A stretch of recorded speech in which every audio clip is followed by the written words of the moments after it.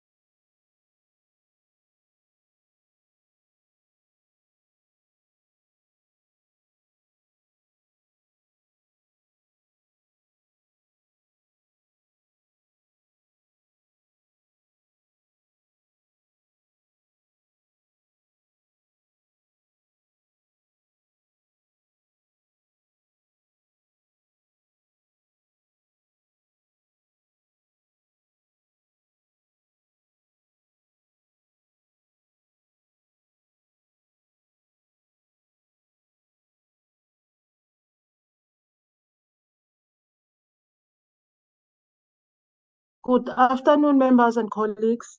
I've just been informed by Chair that they are still in the house and they will connect as soon as they are done. We were programmed as indicated that the house will end at 5, but they're still in the house. I will let you know if there's any other developments in this regard. Thank you. Noted, thanks.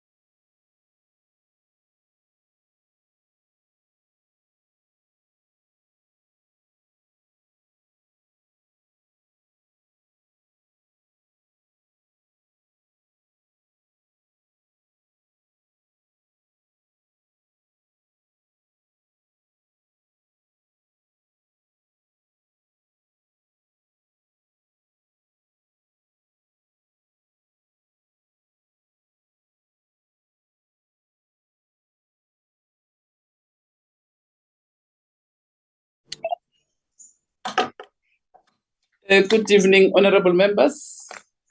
Whatever,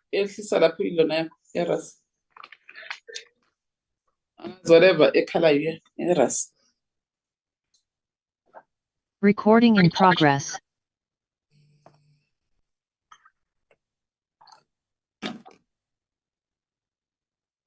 Good evening, honorable members. Good evening, Honorable Chair. Yo, Kalila Pants.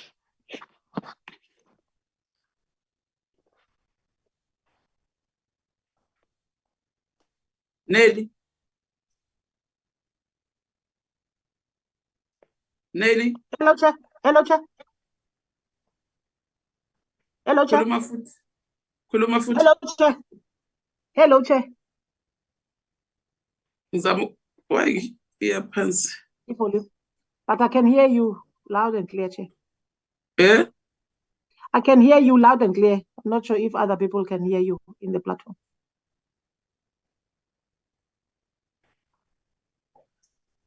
Kuluma foot. Hello, Chair. Ikulumela pants, man. Is it?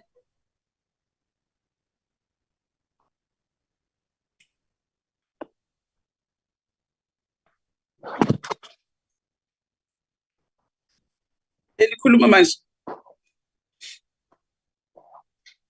Hello, Hello? Chair. Hello. Bamba foot kancane. Okay. Khuluma ngbo. Hello, Chair.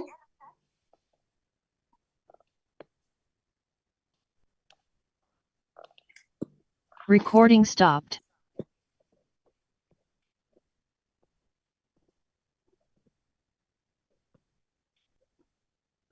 Khuluma Nelly. Hello, Chair. Hello, Chair. Can you hear me? Yeah, say right. Good evening, honorable members. You are all welcome. Good evening, Chair. We are all welcome, honorable members. We're supposed to start at 5, but the House was still in session, so we couldn't adjourn. I couldn't come out of the House because also I was logging in with my iPad. Recording in progress. So, but now the House has adjourned. Hopefully all honorable members are in the meeting.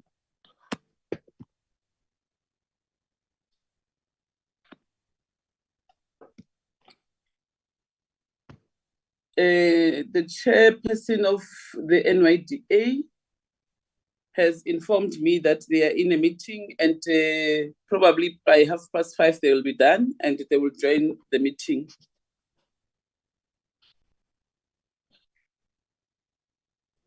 Yeah, just to let you know we're here. Oh, okay. All right.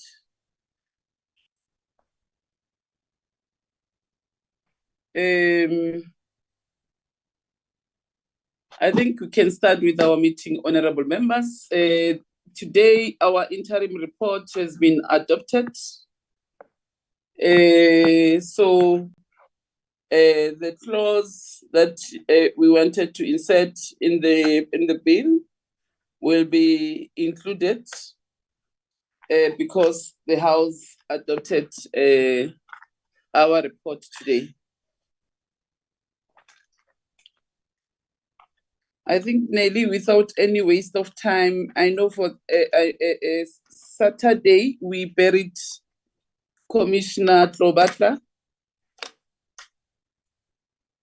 in Middleburg, and I'm sure tomorrow or Thursday they'll be having a memorial service in CGE. I'm not sure whether, Nelly, you did get the invitation, but they Yes, Chair, are it was going to sent, have yeah, a we are memorial at it. service. Yes, Chair. It's tomorrow, 29. What time? What time, Nelly? It start in the morning at 10, Chair. Oh, okay. So they'll be having that memorial service.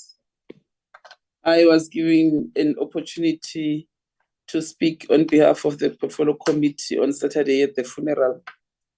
So I did represent the portfolio committee very well. And maybe let's check the Deputy Minister, I don't think she'll be able to join the meeting because today she was having an appointment with her doctor. So I don't know whether we did get the apology, or she's out now. But at least yesterday she called me and she informed me that she's going for a doctor's appointment today.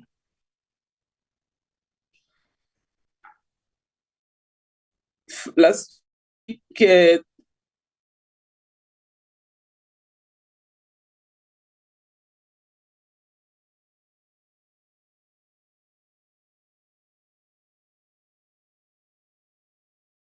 she did attend and represented the portfolio committee in that launch. I think, honorable members, those are the few things that I thought it's important that I need to speak about in my opening remarks. But I think the more we have this campaign of 16 days of activism, it's like we receive bad news that this is what is happening outside. People, young women and children are being killed and raped. There's a woman and a 9-year-old boy who's been murdered by their gardener here in Gauteng in Alberton today. I don't know today or yesterday, but I was informed about it today. Yesterday, I had an opportunity to speak with the Deputy Minister regarding what is happening in Lusikisiki. It's a matter of concern that old people, young women are being raped and killed in Lusikisiki. There's a lot that is happening there. If you remember, honorable members, the president was there, the deputy president and the DM was there also, but also the DM went there last week on the 24th or 25th with the Premier of Eastern Cape. So there is a lot that is happening in Lusikisiki, honorable members. And the CGE commissioners were having also their launch on the 16 days of activism. They also reported to me that, your chair, what is happening in Lusikisiki, it's something that is very scary. So we had a long discussion with the DM regarding Lusikisiki. And hopefully whatever that we think can be a solution, maybe she will communicate it with whoever the relevant stakeholders, but at least the police are trying their level best, honorable members, because I was told that there are 25 guys who's been doing all those criminal activities there. And then 8 of them have been jailed now. They were given a life sentence, 8 of them, and the other 17, they are still attending court. So we pray to the Almighty that let God protect the citizens of Lusukisiki. But there's something wrong there, honorable members. Gender-based violence and rapes and everything else, killings, I think it's too much. People can't comprehend what exactly is going on there. I think, honorable members, we can start with our meeting. We were tasked also to deal with the filling in of vacancies, the CGE. I thought that maybe let's bring those issues in the committee, so that as the committee we decide on what is it that we want to do, but at least there's some work that we have done with the staff members. And after we are done with the bill, we'll then go to the issues of VCGE, and then take a decision on what are we going to do as the portfolio committee, because a letter from the office of the deputy speaker came to the portfolio committee so that we consider filling in those vacancies. But we'll deal with that after. I said to Nelly, she can send documents to yourselves so that you have time to look at them. When we start discussing the issue of ECGE, you can then, honorable members, give the chair guidance on what needs to be done. But honestly speaking, I think we've done a lot of work this year. Maybe you'll decide otherwise, but it's a lot of work that needs to be done. Maybe let's go to the first item, Nelly. I've already declared the meeting officially open. Thank you, Chair. It will be the consideration of the A and the B. Any apologies? Are there apologies? My apologies, Chair. Yes, there's one apology from the state law advisor, Ms. Naidu, who is not feeling well. She indicated that she will not be able to join the meeting. The other one, Chairperson, you've already indicated, the Deputy Minister, who also cannot join the meeting. Those are the two apologies, sir. Thank you. So who is going to replace Ms. Naidu? Chairperson, I'm here. Harriet. Harriet, Harriet, you are in. Yes. It's okay. No, thank you very much. You're all welcome, honorable members. Anil said CGE, NYDA, the department, Dr. Herman. I think I saw Dr. Herman here. I think the one other thing that I wanted to mention in this meeting is this thing of scholars who are now finished with their examinations, and there's a new culture that they are introducing of celebrating in a very bad way, which can lead to their unsafety. One, it's a risk to their safety. They can also be raped by those that they are celebrating with, or other people in the streets. They become vulnerable. Girls become vulnerable. So I thought that it's a culture that is not okay, honorable members. Into yokuthi abantwana bayadakwe, bathi bageza ama-ball pen bayenzani, it's risky. It's not safe for our children. So I think it's something that maybe we need to look at, but also maybe as NYDA can say something just to warn the young ones regarding that. I don't think it's something good that we can promote. Because when they are raped, these cases will also come back to us. So I just thought that maybe I need to mention it in the meeting. Okay, without any waste of time, honorable members, let's go to the first item, Nelly. There is the consideration of the A list and the B bill, Chair, and the parliamentary law advisor will lead the committee. Thank you, Chair. Okay. Over to you. Thank you, Harriet, Chair. starting from Parliament, it's who? Yes, it's Sue Ann Isaac, Chairperson. Sorry? It's Sue Oh, Ann. okay. Suen, okay.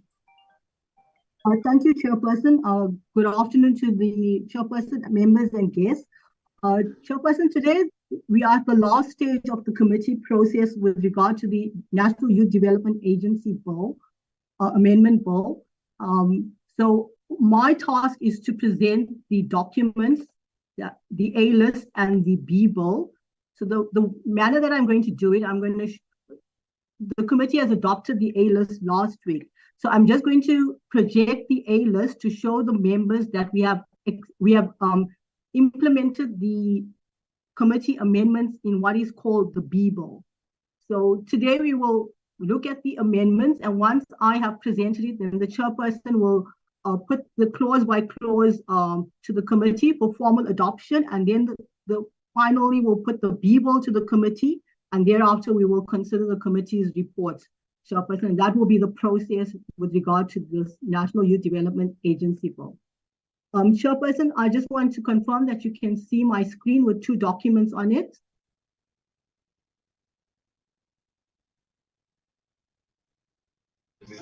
Yes, we can see it. Thank you. So Chairperson, on the left-hand side is what we call the A list, that is the committee amendments. And on the right-hand side is what we call the B bill, that is the bill that the committee is now considering with the amendments. So I'm going to refer to the A list and to refer to the amendment adopted by the committee and indicating the B bill that we have implemented the committee's instruction. So, Chairperson, the first amendment was to the long title of the bill, and that was to omit the word consecutive in the long title. And if you would now read the long title, and I've highlighted the sections that we have amended for ease of reference. So the wording will now read, to provide that a board member may not be reappointed for more than 2 terms. So we have omitted the word consecutive from that sentence. The next amendment is also to the long title to insert those words, and it is now inserted, to provide that a board member may not be reappointed for more than 2 terms, and also to provide additional grounds for disqualification and to provide for filling of vacancy during term. So, Chairperson, that is the long title as amended by the committee. The next clause is Clause 1, which is the definition clause. And the first amendment was to omit the words organ of state and integrated development strategy. That was to ensure that the Principal Act is now correctly, the definitions in the Principal Act are now in alphabetical order, and that amendment has been effected to the B bill. The committee thereafter inserted the words department and femicide, and the chairperson, you can see that those two definitions, department and femicide, are now reflected in the B bill. The third amendment to clause 1 was to insert the words gender-based violence and integrated youth development strategy, and those amendments are there reflected in the B bill. The last amendment to the definitions clause was to reinsert the definition of organ of state, because it was incorrect in the Principal Act, and organ of state is now reflected in the B bill. So, Chairperson, those are the amendments to clause 1, which is the definition clause. The next amendment is the new amendment, which, as Chairperson indicated, the House has given us permission to insert, and that is an amendment to Section 2 of the Principal Act, which is to ensure that the designation of the NYDA is properly captured in the Principal Act. So it will now read, the agency is a national public entity as listed in Part A of Schedule A of the Public Finance Management Act. So that is captured in the B bill. The next amendment was to clause 2 of the bill, and that is to the committee deliberated and decided on the objects of the agency, and the objects of the agency are now reflected as agreed to by the committee.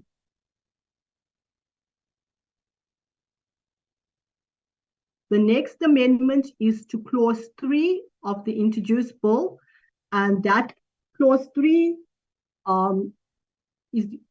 provides for the agency must provide for purposes of Section C and within available resources that has the following functions, and there we see that the amendment has been reflected as decided by the committee.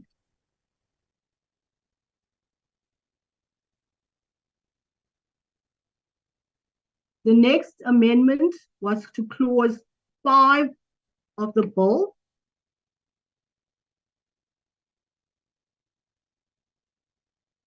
So we've changed the wording of the clause to ensure that it's correctly written down, and it now reads, subject to the Intergovernmental Relations Framework Act of 2005, Act number 13 of 2005. Organs of state must assist the agency as may reasonably be required for the effective exercise of its powers and the performance of its functions. The next amendment was to clause 6 of the bill, and that was to just correct this particular Roman numeral 4, and it now will read the agency charter that outlines the rights and responsibilities of the agency, including a governance checklist. So that was more of a technical amendment to include this aspect of include a governance checklist in the body of the bill.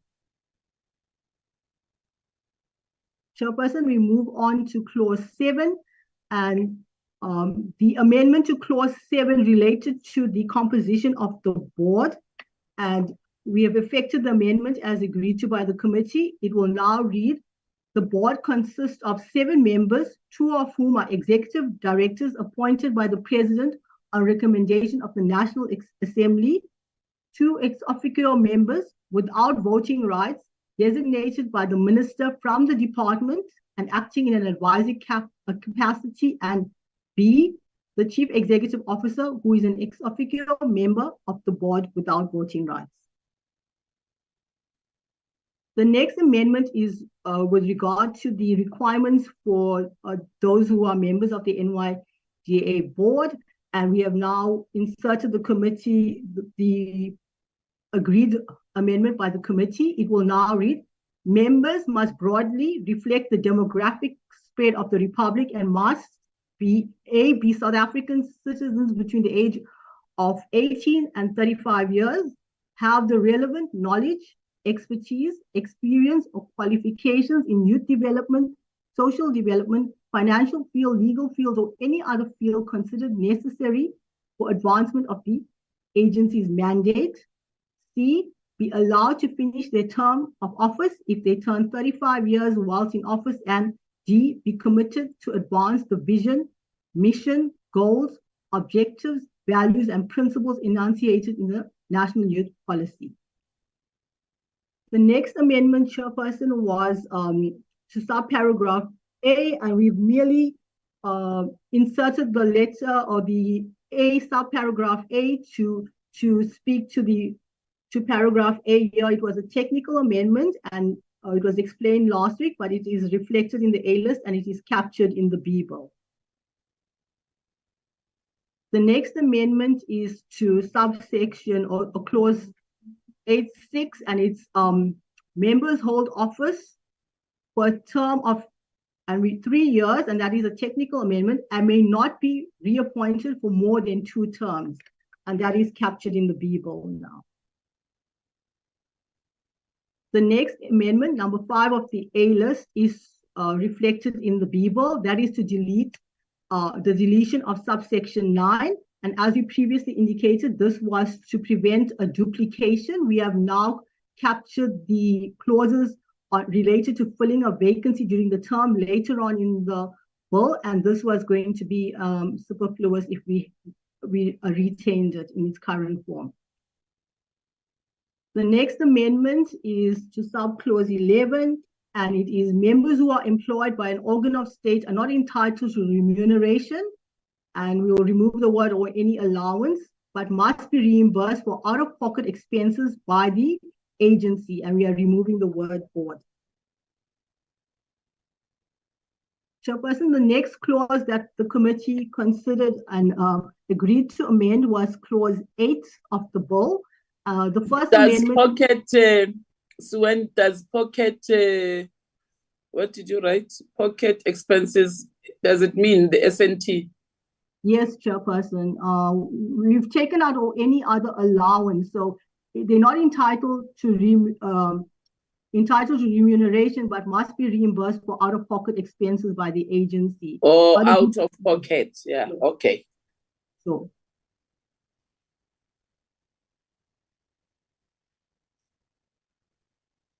Chairperson, as I indicated, we amended the heading of clause 8, which would be your section 10 in your act, and we have now reworked the disqualifications, and this was something that the committee spent a considerable time deliberating on, and this is the wording that the committee agreed to. So the amendment will now read: a person may not be appointed or continue to serve as a member if he or she A is an unrehabilitated insolvent, B has been 1, convicted of any criminal offense and sentenced to imprisonment without the option of a fine, or Roman 2, convicted and fined more than the prescribed amounts for theft, fraud, forgery, or perjury, any offense in connection with the promotion, formation, or management of a company, any violation of the Public Finance Management Act, or any offense involved in dishonesty, or 3, convicted of a gender-based violence or femicide-related offense. C has been removed from an office of trust as a result of improper conduct, including sexual harassment, corruption, theft, or fraud. D has been declared to be of unsound mind by a court. E is placed under curatorship, or F fails to submit his or her annual financial disclosure in the prescribed form and manner without good cause on more than one occasion. Chairperson, the next amendment is on page 5 in line 53 of the introduced bill.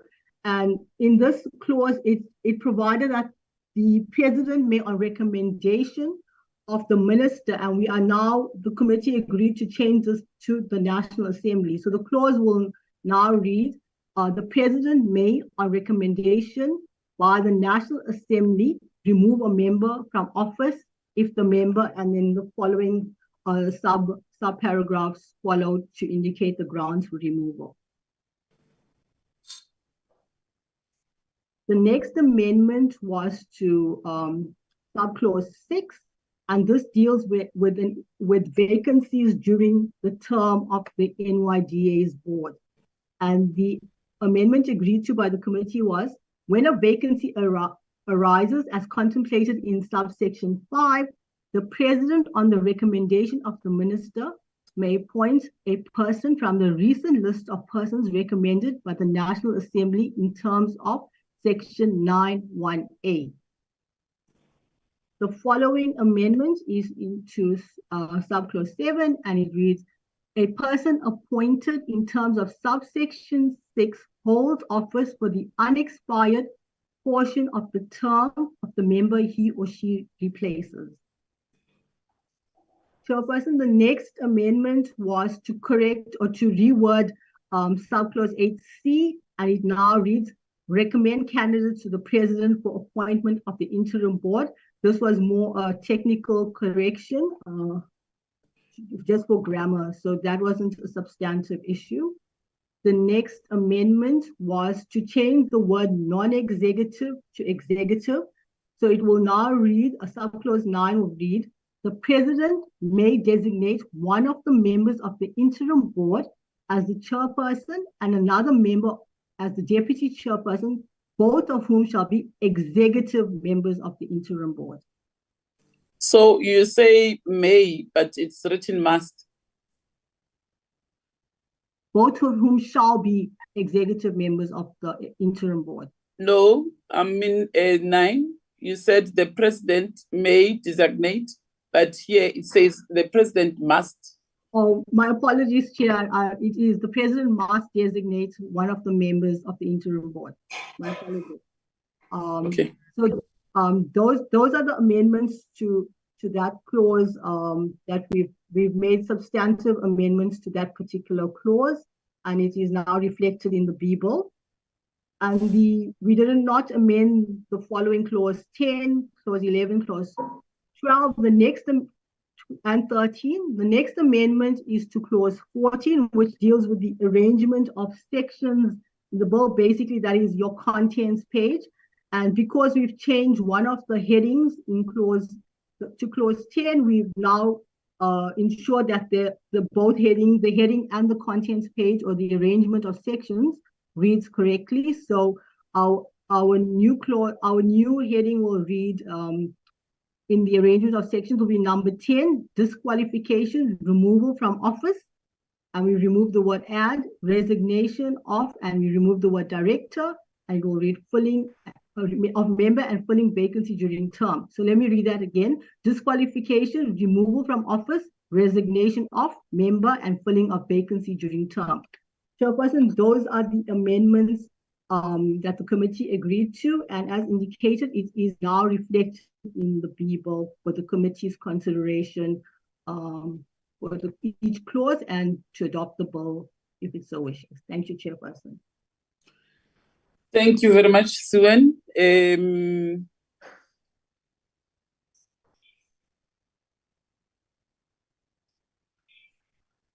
Honorable members,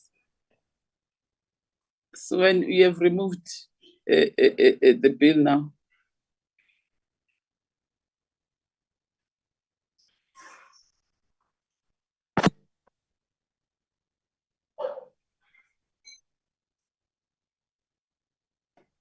Okay.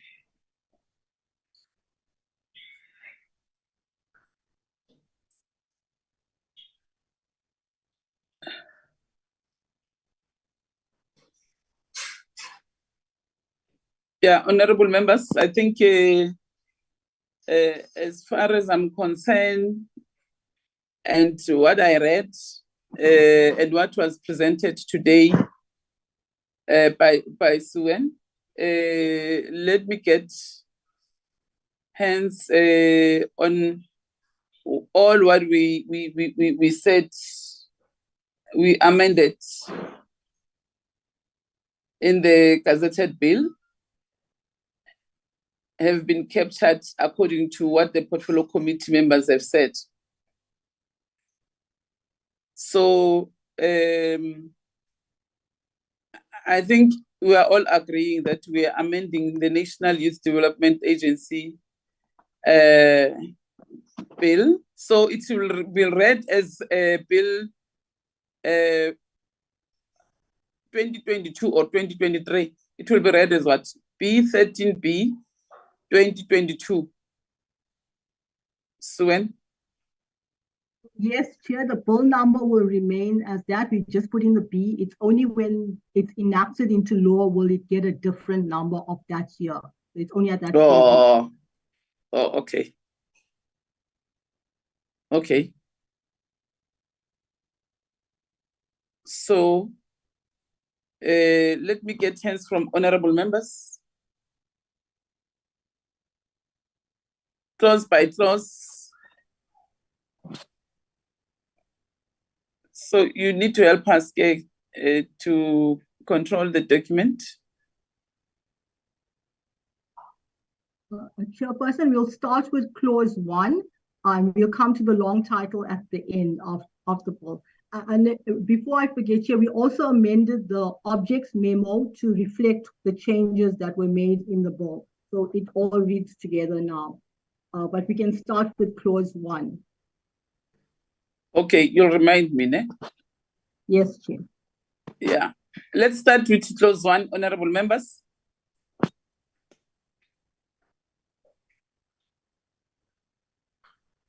Honorable Masiko.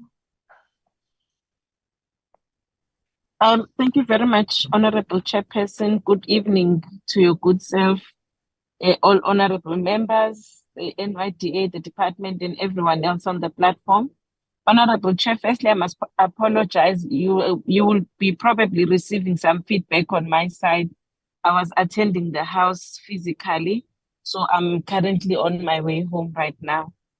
Chairperson, I think clause 1, the amendments that have been made and the deliberations in terms of the process itself, everything has been captured correctly, Chairperson.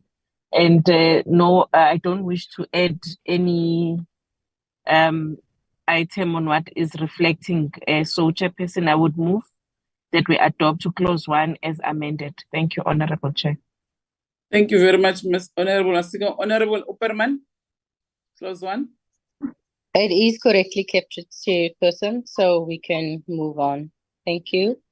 Thank you, Honorable Opperman. Honorable Mam Sonti and Mam Kaula.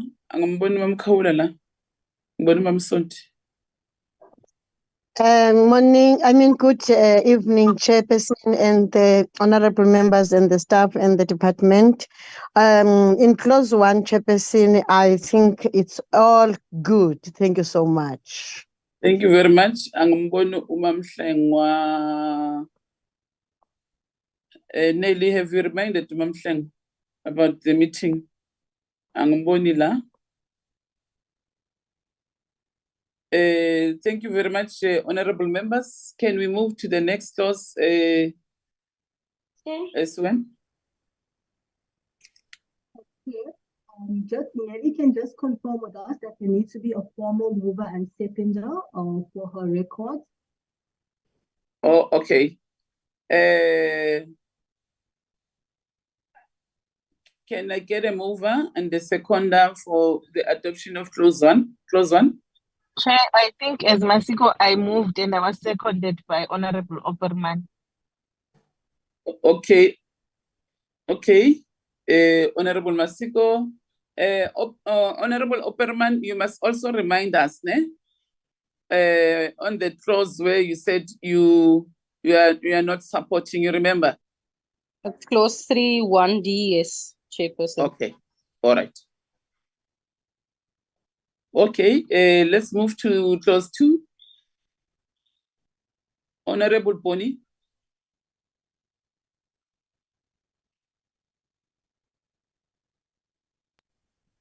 Thank you, Chairperson. Also, just to highlight that I'm in the transport back home from the sitting this afternoon, so there might be some background noises that you hear. I would like to move for the adoption of clause 2 because one realizes that all the work that we have done in the capturing in terms of in terms of the work that we've been doing all along. So I would like to move for the adoption of clause 2. Okay, At this point, thank you, Chair. Thank you very much, Honorable Boni. Honorable Opperman. Clause 2. Clause 2 is correctly captured, Chair. We can go ahead and I second that. Okay. Okay, thank you very much, Mam Sonti. Clause 2 has been adopted. Let's go to clause 3. Honorable Mam Sonti, clause 3.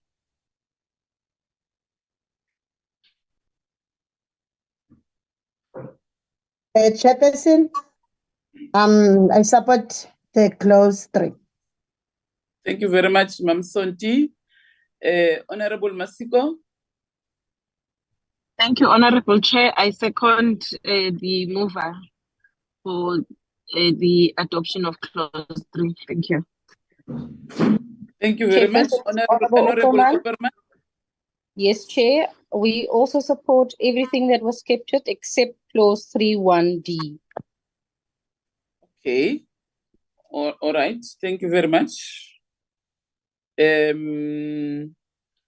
Clause 3, 1D has not been supported by the Democratic Alliance, but support every clause in clause 3. Thank you very much. Let's go to clause 4. There was no amendment in clause 4, according to how I see it here. Is there any amendment, clause 4? Chair, yes, there is an amendment. The clause is Oh, quite you've put the right one now. it's quite long. It goes on to the next page. Oh, okay. Honorable Masondo, clause 4. I support, Chair. Clause 4. Okay. Honorable Opperman, clause 4.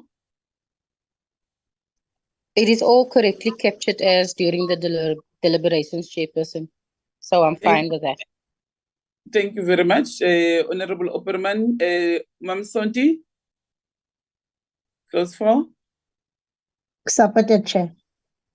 Thank you very much, honorable members. Clause 4 has been supported by all honorable members. Let's go to the next clause, clause 5.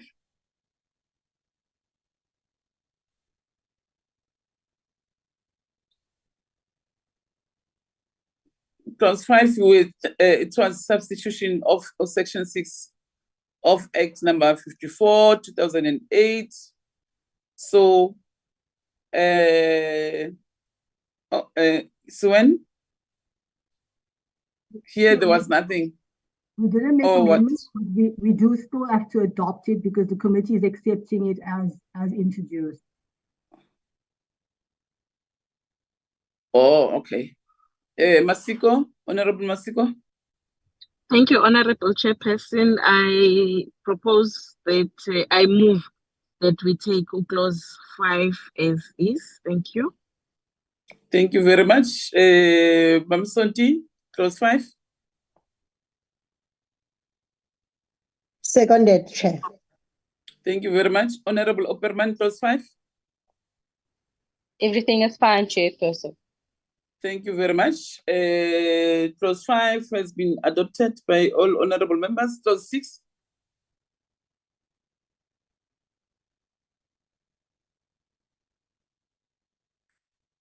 Substitution of section 7 of Act 54 of 2008. This section is substituted for section 7 on the Principal Act. Honorable Masondo. Thank you, Chair. I support it as it is. Thank you, Honorable Masondo. Honorable Opperman. I can second that for Chair. Thank you. Thank you very much. Mamsonti. Zahamba kahle, Chair. Thank you very much, honorable members. Kana nukuban bogus 6.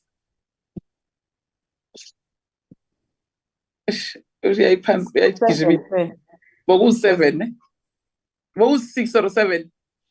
6. Was it that was 6, ne? I can't hear Swen. Clause 6 and we're going to clause Sorry? 7 next. It was clause 6 and we're going to clause 7 next.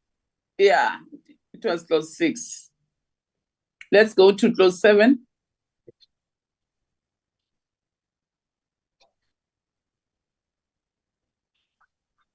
Substitution of section 8 of Act 54, 2000. This one has been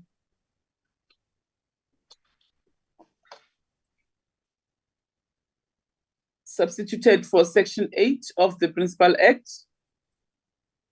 governance responsibilities of board. Honorable Boni.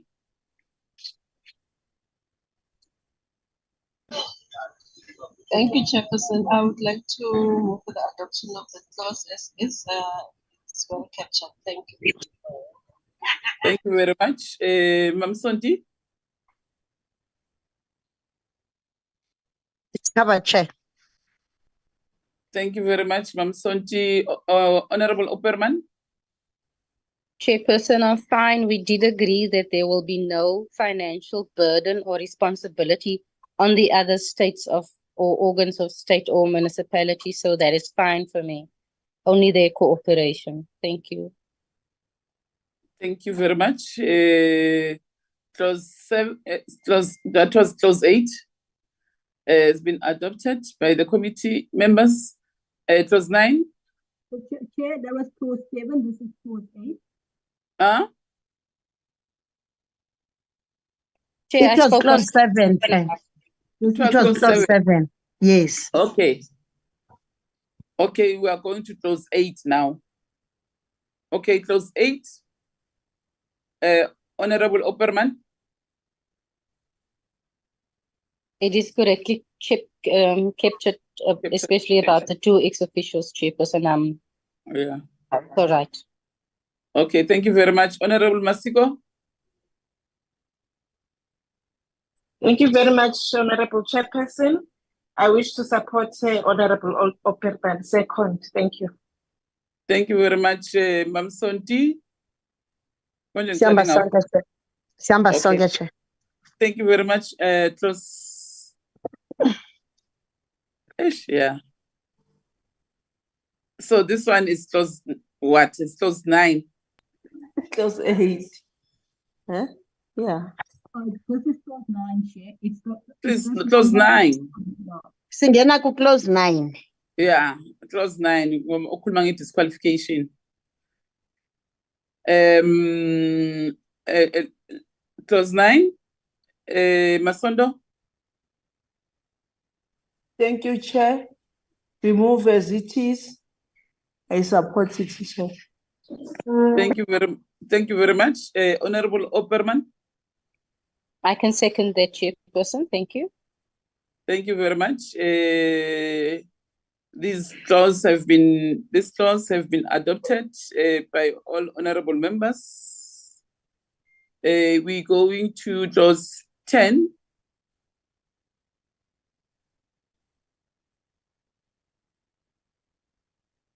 Clause 10.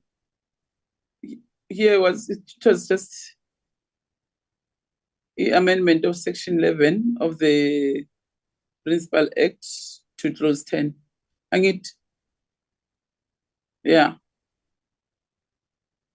Clause 10. Masiko. Thank you, Honorable Chair. I move that we adopt to clause 10. Thank you. Thank you very much. Honorable Mamsonti. Seconded, Chair. Thank you very much. Honorable Opperman. No problems there, Chair. Okay, thank you very much. Clause 10 have been duly adopted. Let's go to clause 11. Clause 11. I think even this one, there was nothing.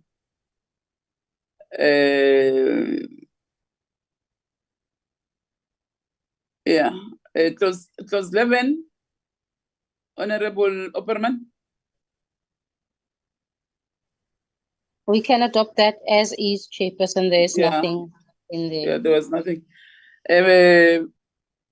Masondo, clause 11. Seconded, Chair. Thank you very much, honorable members. Let's go to clause 12.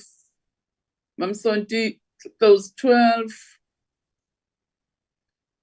13, 14, clause by clause, but there was nothing to do to talk about. It was only, yeah, clause 12, 13, 14. I think it's fine, Chair. Okay, Masigo. Yeah. Opperman. Thank you, Honorable Chair. Supported. Thank you very much. 13.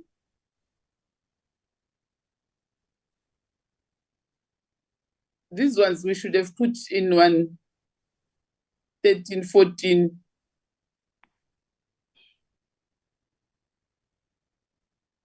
Okay. Let me get Masondo. Chair was still looking correctly there because it's saying amendment of is of 18 is section. If we are in 18 now, I just want to be sure. 14. Yes, I support, Chair. Yeah. Here, I think it was about numbering, and it may look chincha. So, as the technical things, as the numbering.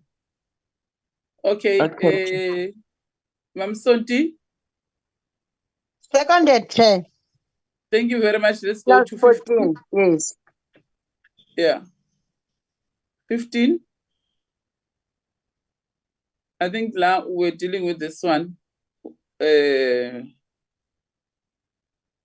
Oh, by the way, lo 10 lo akafoli la. Okay.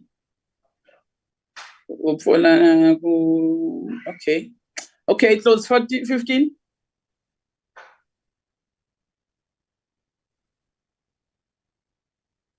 Bonnie, I move for acceptance, Chair, of clause 15. Thanks. okay. Honorable Mamsonti, 15. Supported, Chair. Thank you very much. Let's move to clause 16.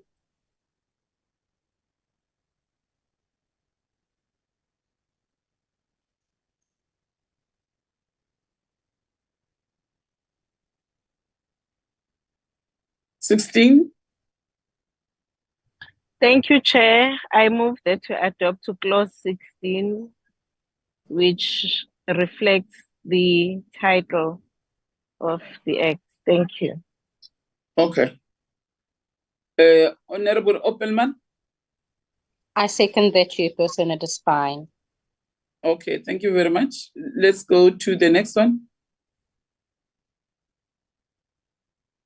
Chairperson, you can put the long title of the bill now to the members. Okay. That is yeah. That is because we are just saying the long title is a correct summary of the clauses that we've amended. So that's why we do it last. Okay, I think we have dealt with this one last.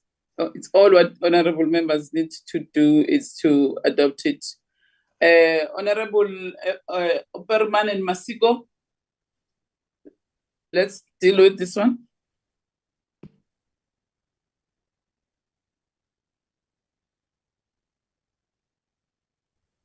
That is just the long title now, Chair, Yeah. so it is fine. We can adopt that. I move that we adopt. Okay. Thank you, Honorable Chairperson. I've just gone through it and I second. Thank you. All right.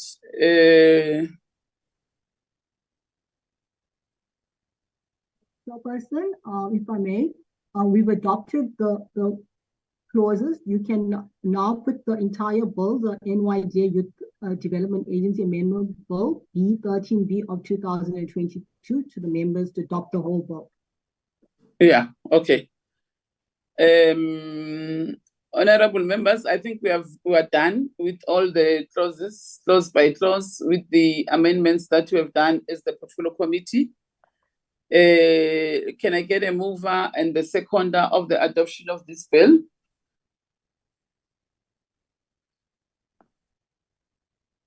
Honorable Masiko. Thank you, Chairperson. Chairperson, in firstly appreciating the work that has gone through from the time that the a bill was presented in Parliament, the public participation processes, both of the department and the Parliament. I hereby Honorable Chairperson, move that we now adopt the bill as it is, which is the Bill 13B of 2022. Thank you very much, Honorable Chairperson. Thank you very much, Honorable Masiko. Honorable Oberman. Chairperson, with the exception of the parts that we reject, I can second that this bill be adopted. Thank you very much, Honorable Oberman. Honorable Mamsonti? No, Chair, bendizosekonda. Okay. Okay. Thank you very much, honorable members. Chairperson? Nazli? Hello, Chair. Just to note as Honorable Opperman says, the objection of the DA when it comes to those clauses. Thank you, Chair. Yeah, it's only one, Nazli. Thank you, Chair. Yeah, but thank you very much for your cooperation, honorable members, and your understanding also. Nazli, you are welcome. Thank you very much for your participation, Honorable Mamsonti, Honorable Boni, Honorable Masiko, and Honorable Masondo, Honorable Carol in absentia because I don't see her. I don't know whether Carol corner off again, but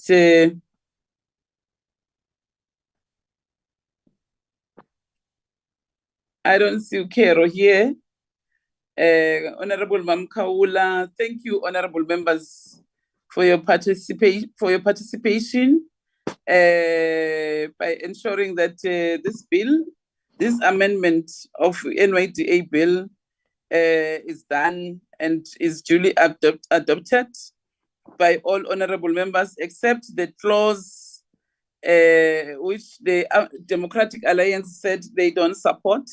But in terms of adoption of this bill, all honorable members and across political parties were agreeing that this is how we see the NYDA Act should be, which will benefit young people in future. And thank you very much for our legal team, Suen and Harriet from the State Law Advisors Office. Thank you for your participation.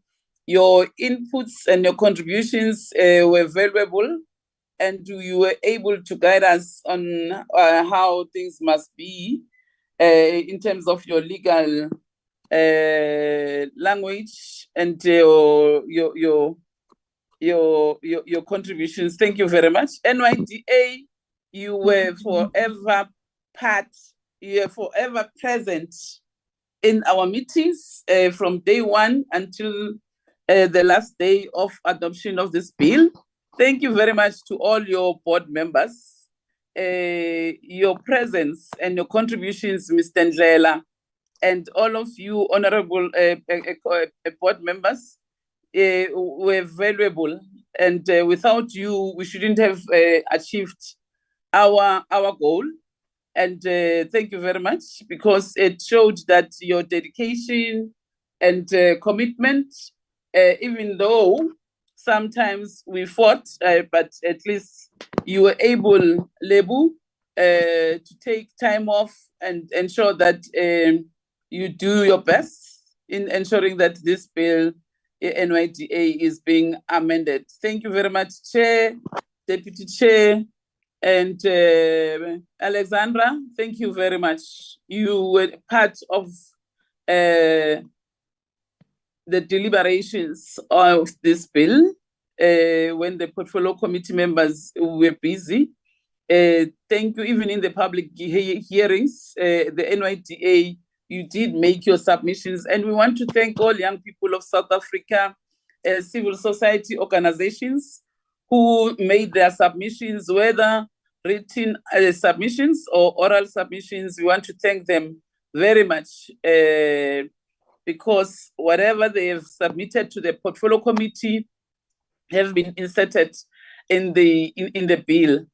This is meant to do what is best for young people of South Africa, and we hopefully now this bill, according to how it is now, it will benefit young people of South Africa. So thank you very much, honorable members. Dr. Tembe, thank you. Mam Kaula, I can see that you are in now. Mr. Kanaka, thank you very much. At first when we started, it was like we were fighting with you and Dr. Penis, but it was not in bad faith. But thank you for the work well done. And, even if sometimes you left the committee and you come back with something else and we say we are refusing. This is not what we said as the portfolio committee. But you didn't take it personal. You took it kind that, hey, honorable members, sometimes when you want to put other things the way you think, and then we are refusing. But thank you for the work, well done. We want to thank also the Deputy Minister who participated in some of the meetings, who attended and listened to what honorable members were saying. I think the minister at once, she also came and participated in a meeting. Also, her contributions on the day she came to our meeting also were valuable. But thank you very much, honorable members. I think KPMG, you were part of our meetings from day one. And anybody else that I missed? To our researchers and our content advisor and our committee secretary, thank you. You know, we are very proud of you. Without you, we wouldn't have finished this work. And you make sure that the rooms for physical meetings were booked on time, and whatever services that we needed as the portfolio committee, you made it sure that they are there. So thank you. Keep up the good work, and you deserve a bonus. You know, when you say people, you do a performance, the employees, Nina, all of you, you deserve it. So I think we'll write to your bosses and tell them that you deserve a bonus. And thank you very much. This bill, it will be one of the bills that as this portfolio committee in this term, we have adopted this one and the other one. So it's your legacy too, because you were part of all these meetings when we were busy with this NYDA amendment bill. But thank you very much, honorable members. Nazli, I don't know whether your hand is up. Yes, please, Chair, my hand is up. Chairperson, I just want to say thank you to you for your leadership with these bills. You have shown such great leadership, and you've made us all feel so part of the team, and we really appreciate that, Chair. And also to Honorable Opperman for coming onto the committee and hitting the ground running. I'm very proud of her, Chair, and thank you for your leadership, Chair. I'm very proud of her too. Her contributions also, you know. Thank you, Honorable Opperman. And Dr. Penis, you want to say something? And the chairperson of NYDA? Thanks, Chairperson. I've already posted on the chat to say that we thank you and all honorable members for your support. You really supported us, and we hope that this bill is going to be enacted. Thank you very much. Thank you, Dr. Penis. Thank you very much. Chairperson of the NYDA? Thank you very much. Apologies for that, Chair. Thank you to yourself, to the honorable members.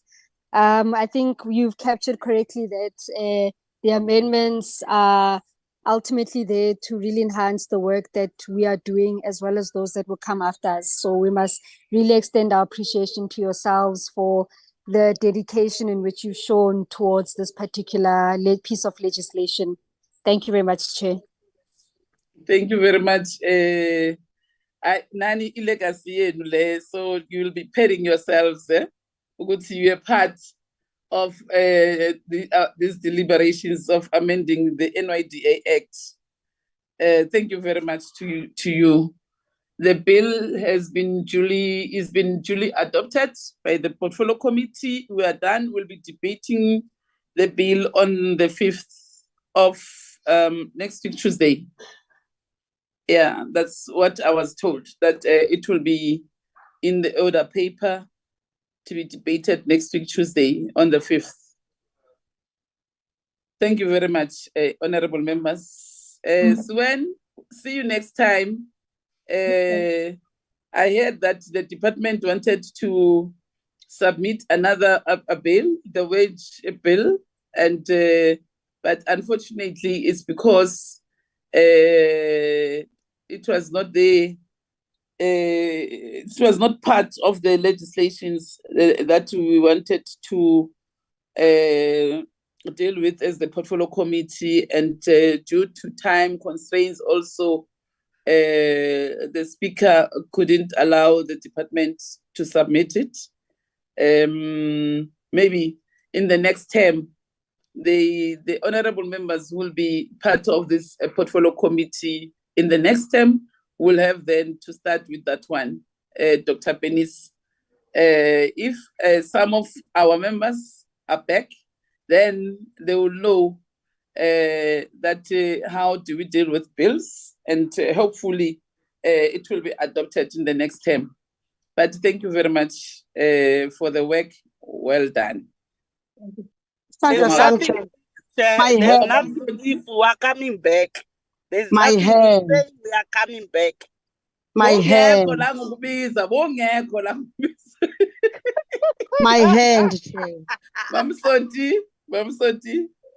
Thank you, Chairperson. Lesami singaphandle. Okay, Mina okwami kuncane nje ukubonga wena. Indlela osiphethe ngayo from the beginning up to now. Sikubonga kakhulu, sibonga ne-department yabantwana abatsha. Sisithi this bill Nkosi yami siyabulela, siyabonga. Kwanga kungaba kuhle ibasebenzele ngendlela eyiyo. Thina sizamile ukuyibeka induku ebala as abazali babo. So siyabonga kakhulu Chairperson on behalf of EFF kwikomiti yakho. Sibonga imbeko yakho, sibonga uthando lwakho. Akhange usithathe ngokubana ingathi singabantwana benye indlu, usithathe ngendlela enhle saba yifamily in this committee. Kwaze kwaba namhlanje siyabulela Chairperson kakhulu. Uwenze kanjalo nakwabanye, enkosi kakhulu Chairperson. Siyayibulela this bill nalesigqibo ukuyidlulisa nayo beyibalulekile kakhulu, iluncedo kuthi sonke emphakathini. Enkosi Chairperson. Siyabonga kakhulu Honorable Mamsonti. Honorable Mamkhawula. Ayishe. Ngingasho ngithi ngisaphinda noma sezukusho amanye amazwi sewashilo Honorable Sonti. Behalf of EFF, we can thank you very much what you've done to us as a portfolio committee. Chair, ngiyafisa ukuba sangathi mawukhuluma ngebonus nawe futhi ungayithola ibonus kuNkulunkulu yokuthi wazi ukuthi wena mawuphethe abantu funeka usiphathe ngendlela efanayo. Mawubona ukuthi omunye usalela ngemuva umncenge uze naye. Hayi ngikubona kungcono, kubaleke kakhulu ukuthi sikubonge. Mhlambe ngaqamba amanga sangathi kule portfolio committee besiqala ukuthola uchair njengawe. I wish ukuthi uNkulunkulu agcine na next year mawubuya baphinde bakufake le portfolio committee, otherwise bakufake phezulu kodwa kiyo le department ngoba ukhombisa uyazi nokuyikhathalela. Ngithi nje nonke bo honorable sheriff njalo njalo, uNkulunkulu abe nani anigcine ukubambisana nokuhloniphana. In the name of Jesus. Ngiyabonga. Amen. Ngiyabonga kakhulu ma. Honorable Masiko.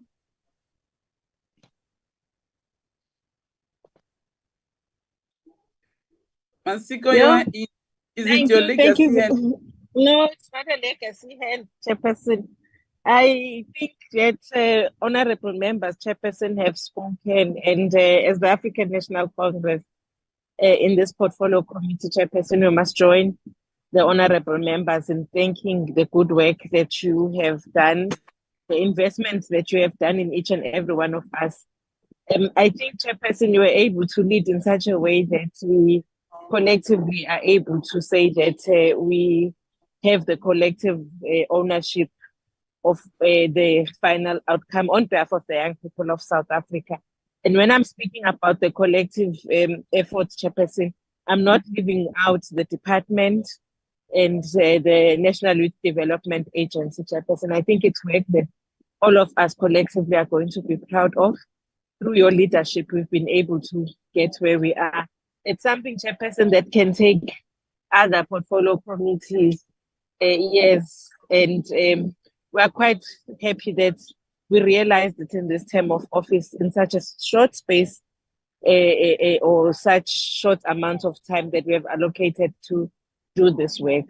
And it's something, Chairperson, in terms of when we create our legacy report, we'll be proud of and say that we are part and parcel as members of this portfolio committee of realizing such a great work on behalf of young people. So thank you, Chairperson, and may you be blessed. Thank you very much. Thank you very much, honorable members. I'm humbled by your messages, honorable members. This was an effort of all of us. Without your cooperation, your participation, your inputs, your dedication, even when I say the meeting will be after plenary, and then we take long hours with officials of Mr. Khanaka, Dr. Penis, the NYDA, and our honorable members. You were always showing a commitment and a dedication that you want us to finish this bill. Everybody's input was important. And thank you. May God bless you, especially if I won't see you again, NYDA and the department. Have a safe Christmas. And, you can now go and stay at home and enjoy and relax, because this was draining me. And I'm sure even yourselves are exhausted. If somebody can come with something like what Parliament is saying to us, that you must start with filling in of vacancies, the CGE, I think you'll cry and want to run away because of the workload that we have done in these 5 years as this portfolio committee. We have done a lot, honorable members.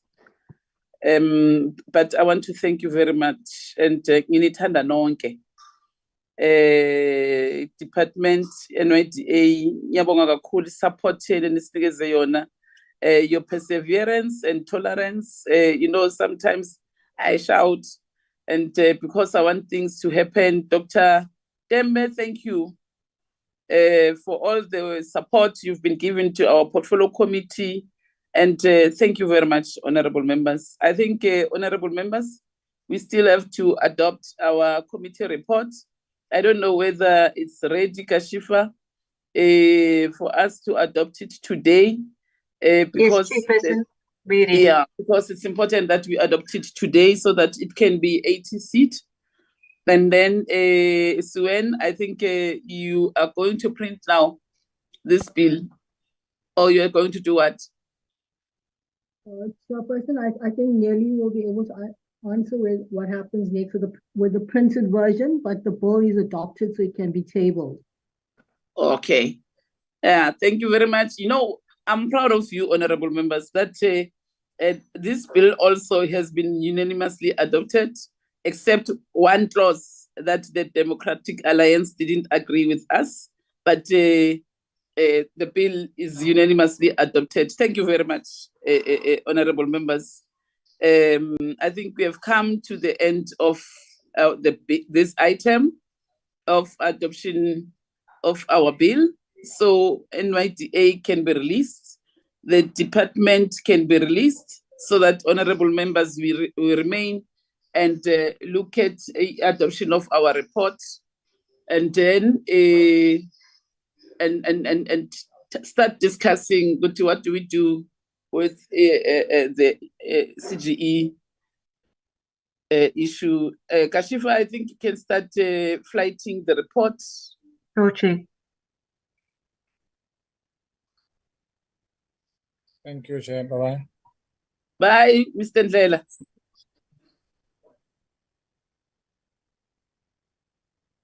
Good afternoon, Chairperson. Good afternoon, members, and everyone on the platform. Chairperson can just indicate when I can start. Yeah, you can start.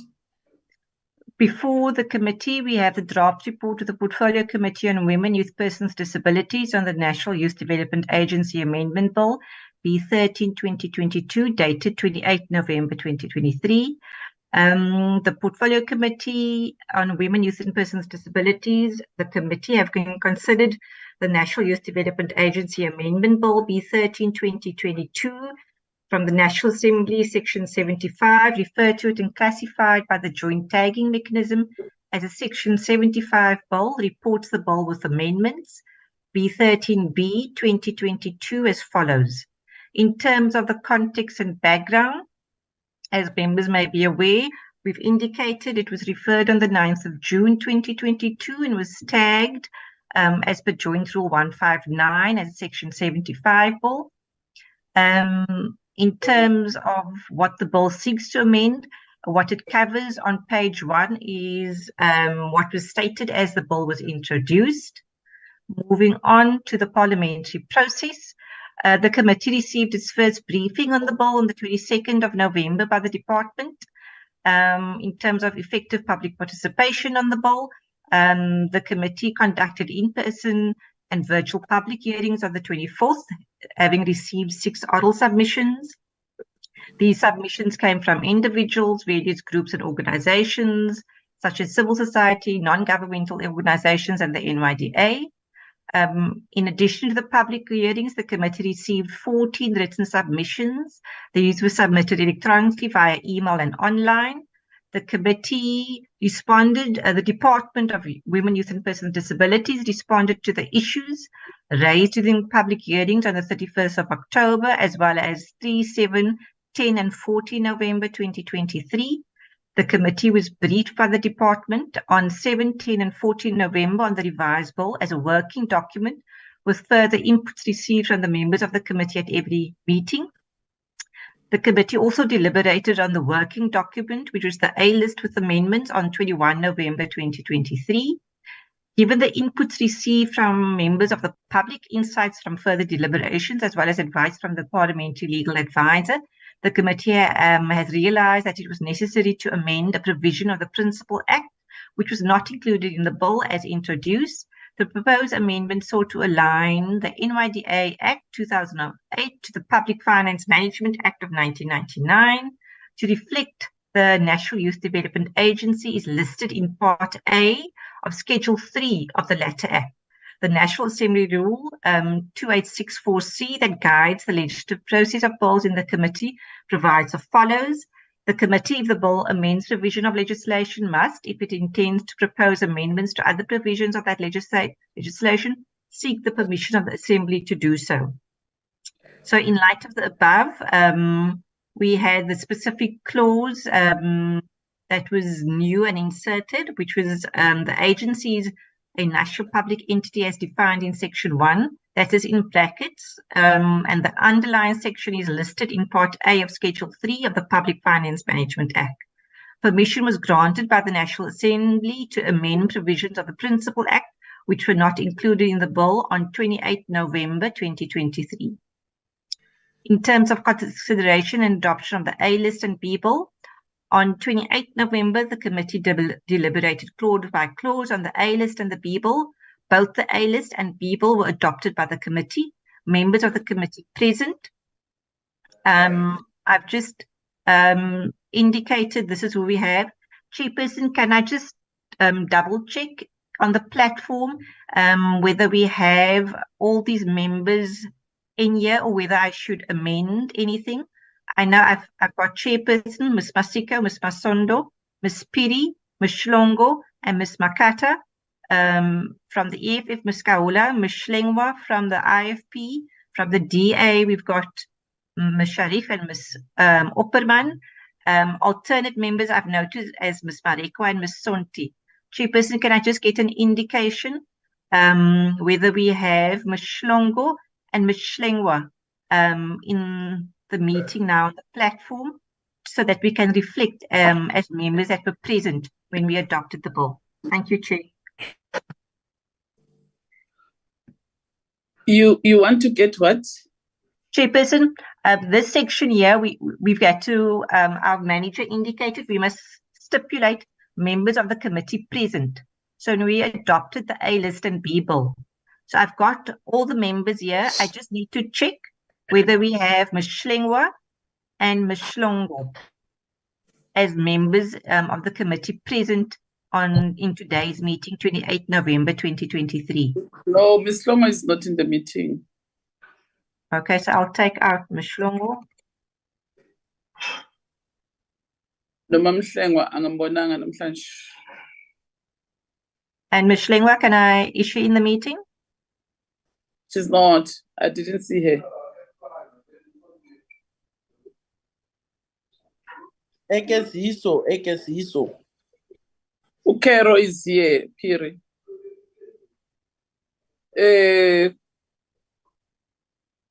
I'm not sure, Nelly, because I said Nelly, so I must call them. Call Mam Hleng and check. Remember also, Mam Hleng, she can forget. Okay. Yes, Chairperson, I did call her, but she didn't answer her phone. Oh, I tried okay. to call her. Yes. Okay. Thank you, Chair. So I've just reflected then all members who were in the meeting. There's, let me see. Our new member, was she in the meeting? I am here, Honorable Chair. I did try to even send you a message earlier. Sorry, my darling.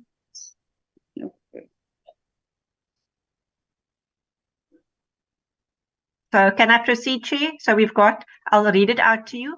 From the ANC is Ms. Ndaba, Ms. Masiko, Ms. Masondo, Ms. Piri, and Ms. Makata. From the EFF is Ms. Kaula. From the DA, Ms. Sharif and Ms. Opperman. Alternate members, Ms. Marekwa and Ms. Sonti. Okay, yes. Thank you, Chair. The next section is the amendments agreed to by the committee are as follows. This exactly covers what Suanne had presented, Chairperson. I'll just highlight to members what they were. It was the long title, Clause 1, in terms of what was noted around the department and definition for femicide and gender-based violence, integrated youth development strategy. In terms of that new clause, it was amendment of section 2. In terms of clause 2, the objects of the agency, these have all been listed from A to G. For clause 3, as noted by Suanne previously, was everything from 4A to O. In terms of clause 5, that dealt specifically with the Intergovernmental Relations Framework Act. Clause 6, that was outlined the rights and responsibilities of the agency, including a governance checklist. Clause 7 dealt with the appointment of members, as well as the issues pertaining to demographics and geographical spread. Following on to matters pertaining to the term of office.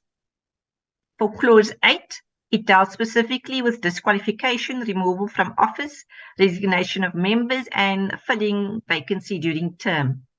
As Suanne has noted earlier, highlighting specifically matters pertaining to issues of convictions, the reasons for when someone would, a board member would be removed.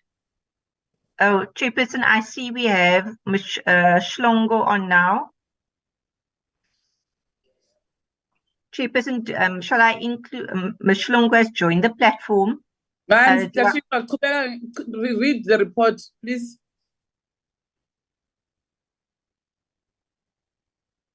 Continue with the report. Sure, no problem. As I've indicated under the disqualification, it highlights matters pertaining to conviction and removal from office.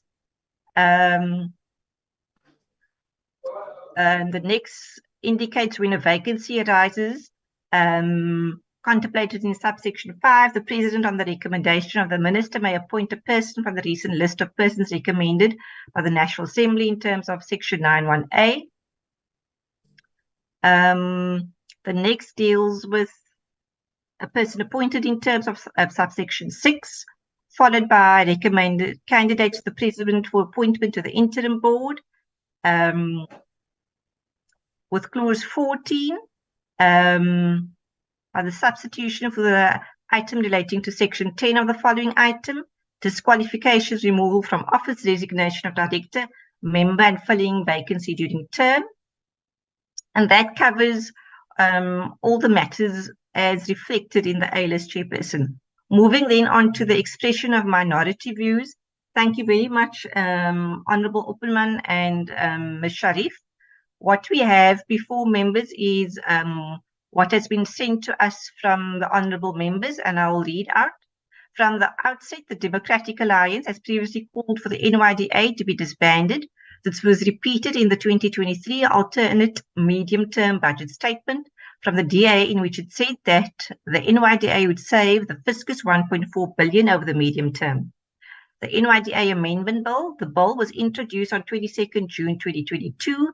In its current format, the DA does not support this bill and provides a minority view herewith, which sets out the reason for the rejection. Just to point out, Ms. Opperman and Ms. Sharif, from a procedural aspect, we were told by our manager, it can't be a minority report within a majority report. So we've just indicated minority view.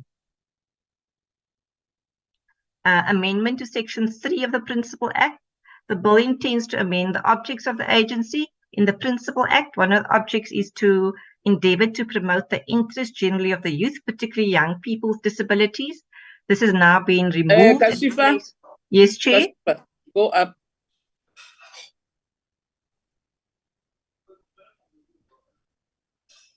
Go up. Just, no, go down. I want where you were talking about the Democratic Alliance.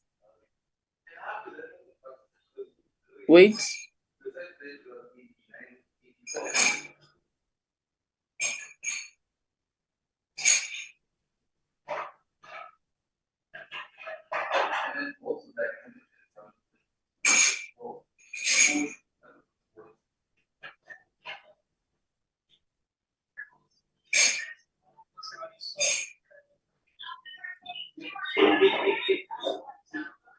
Can I proceed, Chairperson? Wait, I'm reading what you wrote here.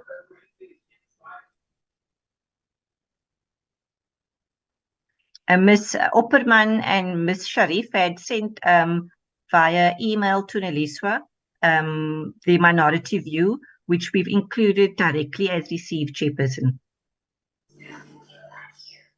No, I'm checking what they said in the meeting.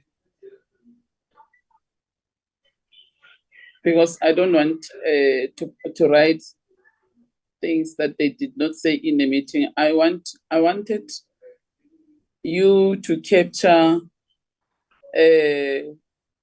Remember the disagreement on the clause that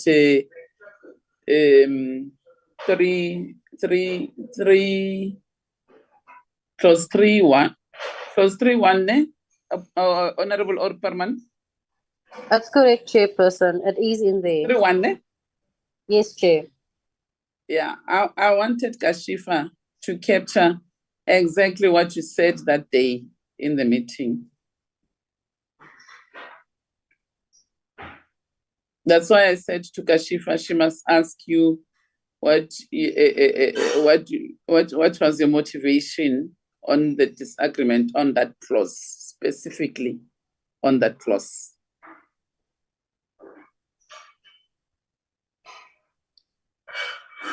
I don't want us to put things that when somebody checks the records, it won't appear there, then we're in trouble. I want exactly for you to capture exactly what Honorable Opperman said that day, because That's her words. We can't change, we can't alter what she said in the meeting.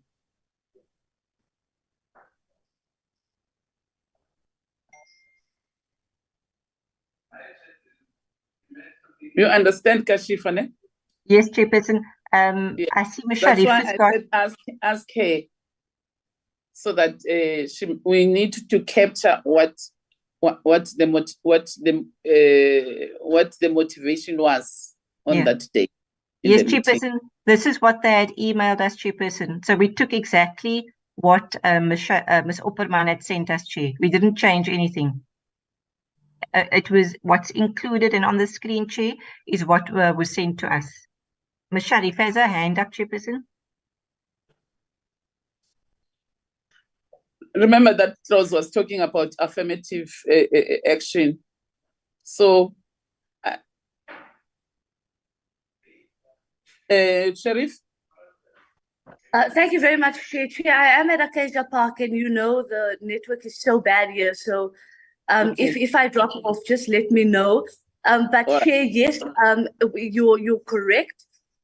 We did object specifically to Section 3, which is captured around the Employment Equity Act.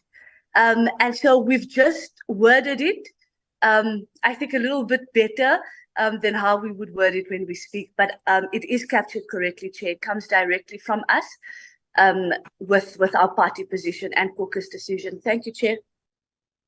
Yeah, this is the part that I wanted us to agree on. Yeah, the first part. Go to the first part, Kashifa.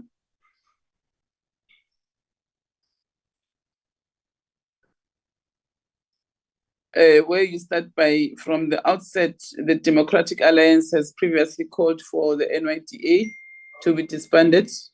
This was repeated in the 2023 alternate medium-term budget policy statement from the DA, in which it was said that cutting the NYDA would save. Maybe I've missed something. Can you help me on this one? On this part? Chairperson, this is what in the one pager we received from Ms. Opperman and Ms. Sharif. This was in the minority view report, Chair.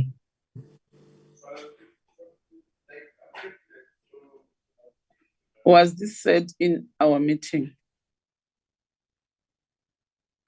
Recording stopped. Noted. Recording in progress. Masiko?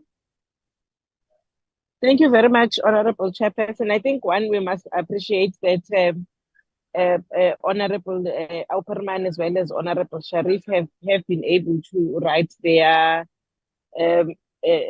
what is termed, I think, minority view in writing, Chairperson.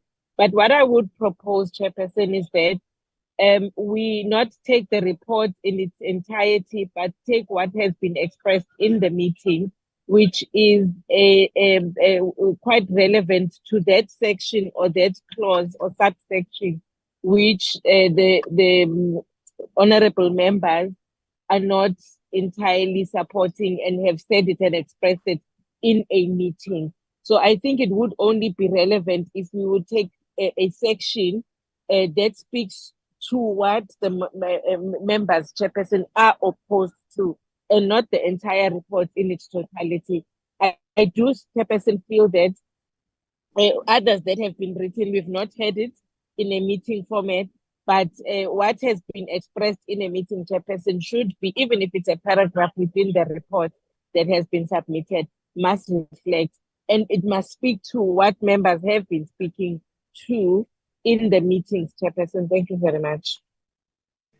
Yeah, that's the Masiko, I think you're correct, because what I'm saying, the reason I was reading it, and I'm saying, remember when we're writing a report now, some curious people can come and say, but this was not said in the meeting, and I won't be in a position to defend it.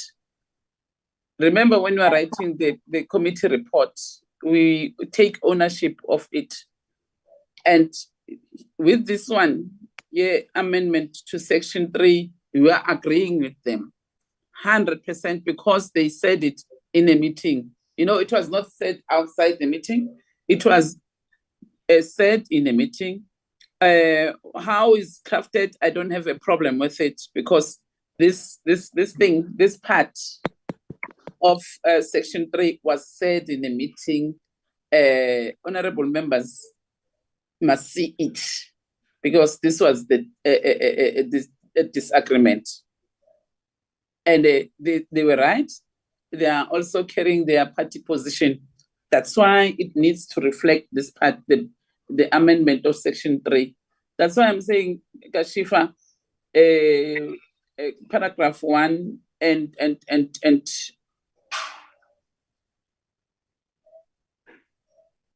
Chairperson, I see Ms. Opperman has a hand up. I just need to take guidance. After Ms. Opperman, do you want me to lead the first paragraph and just start with the NYDA amendment bill? But I'll hear from Chairperson and members. Thank you.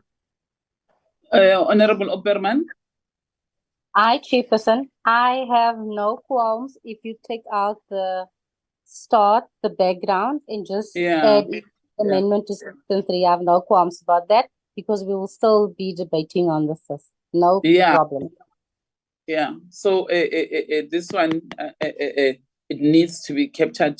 It's correct the way it is because it's something that this is the basis on why I am not supporting this clause 3. So, Kashifa, I think you are agreeing, honorable members. Go down. I want to read what you said. Thank you, Honorable Opperman.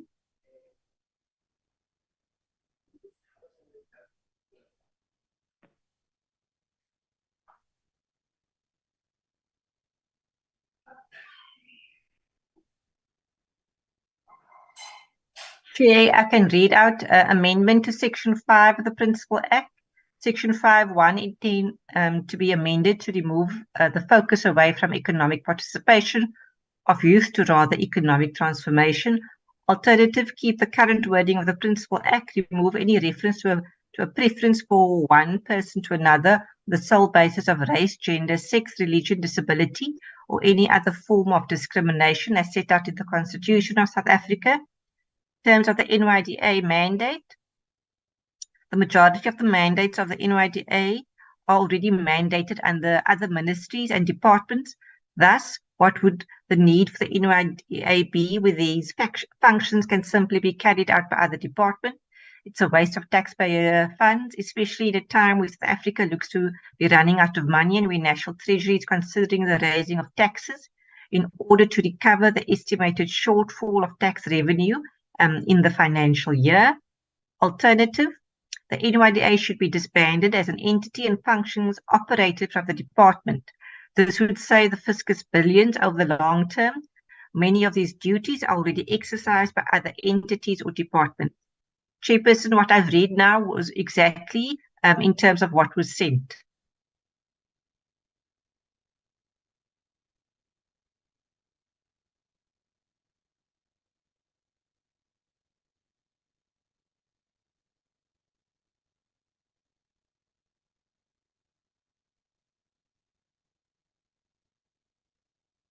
Chairperson, Ms. Masika, I'm not sure whether Chairperson's some connectivity issues there. We just need guidance in terms of what I've read now, amendment to Section 5. Thank you, Chair. No, I think I'm on an afterthought. Based on the majority view, I think we need to also put the majority view because it's something that was debated in the meeting. Masiko, I'm not sure, honorable members, but I think it's proper that we write the majority view also, because it was said in a meeting. Before Chair, before Chair is Honorable Masondo here. Okay. Before you are writing the majority view, I just want to ask if maybe the minority, or maybe it's the way I understand it, it was just a democratic alliance, not the minority. If we're saying minority, we are including the other parties now. I don't know, maybe it's my understanding that is lacking knowledge. If you can clarify for me. Oh, okay, Masondo. Maybe Kashifa, assist us. Thank you, Ms. Masondo and Chairperson and members. So just practically, procedurally, from what we've been told from committee section, if there's any clause that's been rejected, under this section called expression of minority views, there has to be an indication in the report as to what that view was. Because the entire report is the majority view and the majority report. But if there's, in this case, we've had a clause that was rejected, there has to be a section that describes or discusses what that view was. So in this instance... Let's hear from Suen. Suen, Dr. Tembo is out of the meeting. Suen, what is your view with this one?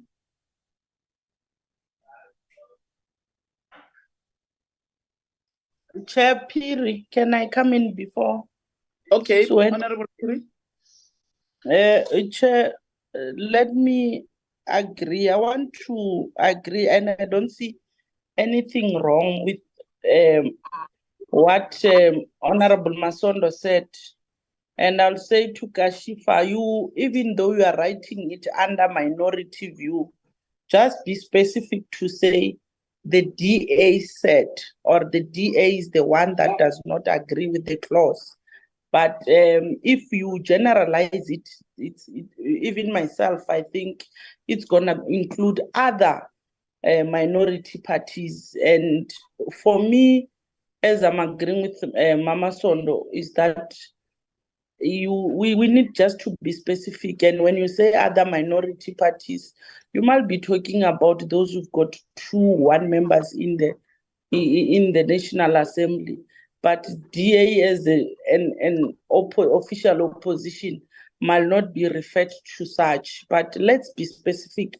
I want to agree with the Honorable Masondo that even though you are writing under that one, we will be fine, be comfortable when you write it, the DA, and you leave the rest. Thank you, Chair. Okay, Mam Kaula. Chairperson Masiko. Oh, Masiko, sorry.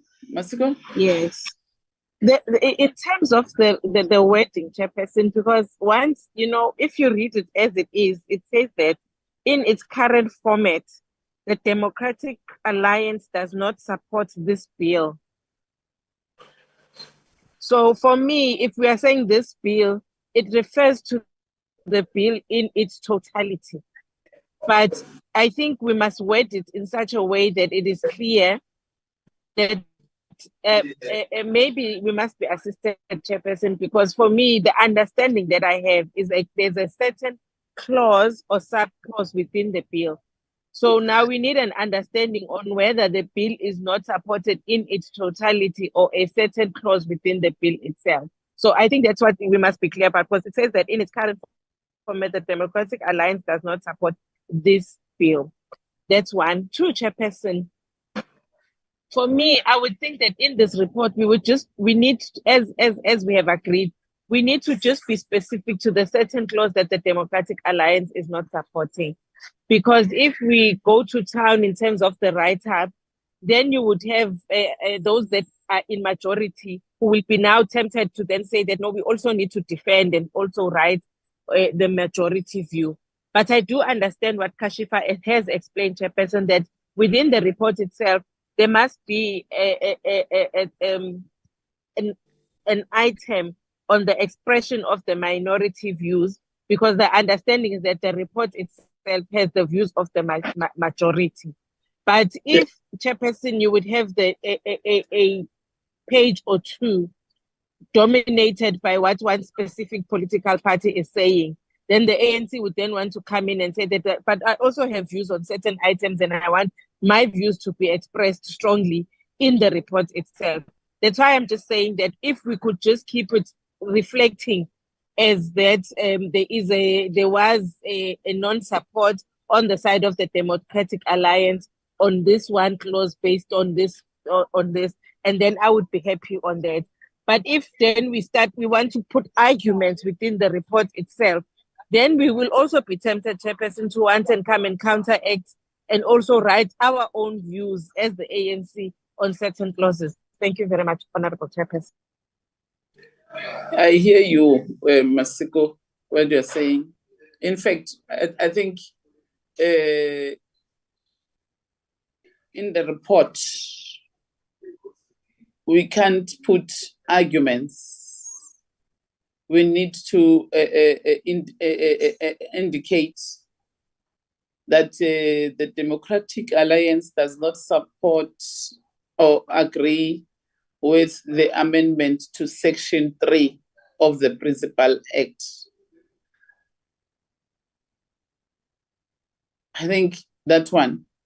And then when honorable members are debating, can also put their points on their debates, on the debate day. Because if we are going to put everything in this, it will mean we'll also write what the majority view was. And we are not going to do that. Yabo? We can't write that. Because we are writing reports. Sheriff, is it you? Yes, Chair. I think it's just fair that we come in here. So, Chairperson, let me start with the first thing. The first thing is that in any government, whether it's in local council, provincial legislatures, or parliament, when you do it's a procedural matter. When it does allow for a minority view, which is different to what everybody else agreed upon. And Kashifa is correct that in the report, it must be stated what the other view is. But it's not necessarily, this is to Honorable PD, minority doesn't mean political parties at all. Minority means of views, ideas. Defending view. Discussions, exactly, Chair. And so when it speaks of minority view, it's not speaking of political parties. It's speaking about the idea that was not accepted based on what the majority agreed. Secondly, Chairperson, to answer Honorable Masiko, if we reject a clause, we can't vote in favor of the bill because we don't agree with the clause within the bill. So therefore, we reject the bill. We will not be voting in support of it because of that clause. As per, as I mentioned earlier, the views of our caucus and our party, and that is why we're okay with removing the first part. But I think this part is specifically looking at the amendments needs to be in the report because that is why we are not agreeing to this bill. So maybe if, like you said, Chair, let's give Sue-Ann an opportunity to speak around the procedural way, because we had already rejected the bill during the motion of desirability because of these exact reasons. So it's only fair that the committee shows the report of exactly what happened and exactly why we as the DA is rejecting to it. It's not about political parties. It's just a procedural way of talking about ideas. So thank you, Chair. I hope that makes sense. Chairperson, Chair. Honorable. Yes, Chair. Thank you very much, Chairperson. But khona into encane ke mina la engifuna ukuyibheka ngoba all along besamsana kamnandi nayo inkosazana yethu le. Wase kufika lo zakwabo ke wase bephambana endleleni. Umbuzo wami uthi ayikho enye indlela okungalungiseka ngayo before sihambe siye Tuesday siyokwazi ukudebate ngaleya ntwana ukuze sihambe sonke kanye kanye ngabikho abasalayo. Sibheke lento yokuthi yena njoba ethi akayakwazi ukuthi avumelane nathi kulokhu ukuthi ayikho indlela ebesingayilungisa ngayo na ezokwenza bengaziboni bona bebuyele ecala ngoba la sikhuluma ngabantu besifazane, i-youth njalo njalo, abantu abakhubezekile. Sakha umthetho okufanele siwenze uhlangane. Ayikho yini into esingabhekwa manje mhlambe siqale silungise siphume nayo manje noma sekuzothiwa ngoba sesiyenzile sayivumelana nalo kodwa bengithi ngiyayibuzela ukuthi ayikho indlela engakwazi ukuthi sibheke basho bonke ikuphi la bafuna kulungiswe khona kanjani. Ngiyabonga. Ngicela logwe in meeting. Yes, we need your opinion on something. Oh, in. Oh, okay, sure. Okay. Okay. Let's Honorable Kaula. Let me get Suen and Dr. Tembe. Thank you, Chair. The report of the committee is something that falls in the committee section's domain. So I think Kashifa correctly captured the views, but I'm just going to read the relevant rule from the National Assembly rules. It's Rule 288, which deals with committee reports. And it says in the committee report, and it's that sub-rule 3F, in its report, the committee must, if it is not a unanimous report, specify in which respect and why there was not consensus. Sorry, I didn't hear that. Sorry. So if I didn't hear that. Short Chair, I'm just repeating it. It's Rule 288.3F. So in its report, the committee must, if it is not unanimous report, 1, specify in which respects and why there was not consensus, and 2, in addition to the views represented of the majority in the committee, convey any view of the minority in the committee in order to facilitate debate when the report comes before the House. So, Chair, the rules provide for minority views to be captured in the report, but the committee must determine the extent of it. It's usually a summary of the views, and to the extent that the minority views do not agree with the majority, that is what's captured in the report. Okay. Dr. Tembe? Thanks, Chair. Good evening, honorable members. Almost I was also about to do the same because I think the National Assembly rules are so clear. See, actually, where there's in terms of that section 288 3F, so where there is a disagreement, or if the report is not a unanimous report, then the specificity of the I won't say disagreement, but where there are different respects, it must be specified in the report. So, secondly, as my colleague has almost said the same thing, so there is no need just to accentuate that point. The committee must specify where there were different respects in accordance to the report. So that is what is expected of the committee, because if everyone agreed, that will be considered a unanimous report. So now there is a disagreement, then the minority views must be expressed in the report in terms of procedure as it has been argued or debated here. That is my submission, Chair. Thanks. Okay, I think Babu Tembe, and Suen, our argument is we hear about the minority view, which no one is disagreeing. You and Suen, you must assist us if this is captured correct by the committee, or we need to summarize the Democratic Alliance does not agree with the clause section 3 of the Principal Act.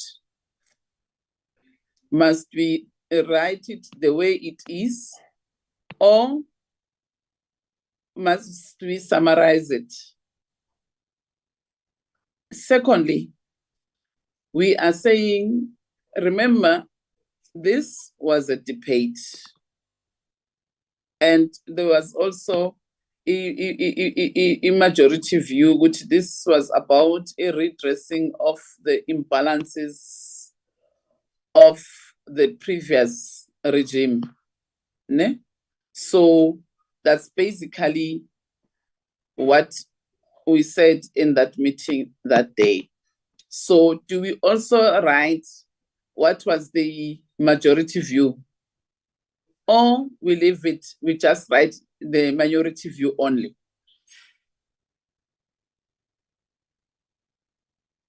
Dr. Tembe? Chair, I must highlight the need to specify the point of departure. So it must be specified, and actually the rationale for it, for the point of departure or for the disagreement. Secondly, in order to create a debate in the House, that is according to the rules, then it says the majority in the committee convey any views of a minority in the committee in order to facilitate a debate when the report comes before the House. So a debate cannot be created if you are singing to a choir. So that's a figurative speech. So a debate is created when there are differences. It's like going to court. You don't go to court for matters which there's common cause. You go to court for where there are matters of dispute.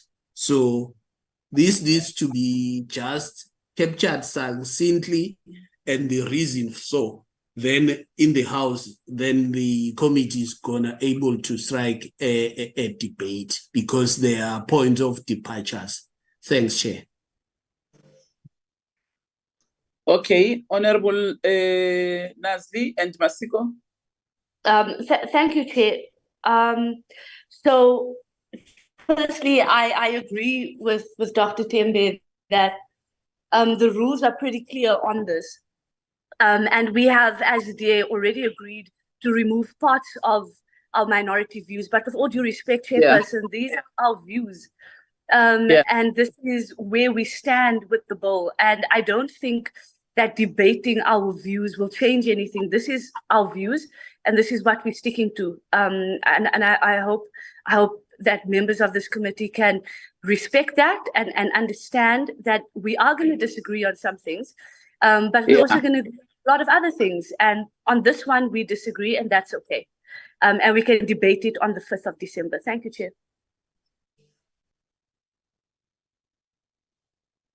Okay. Masiko? Thank you very much. Uxolo Honorable Masiko. Eyami phone nje iyacima manje umbane awukho ibhetri phelile. It's okay, ma. It's okay. Okay. Banibona ningandiboni ningamangali. Thank you so much. Siyabonga, ma. Thank you. Niyakhumbula mamsonti noma mkhawula le clause esikhuluma ngayo ngithi ile besithi into affirmative actions, affirmative action in terms of employment equity.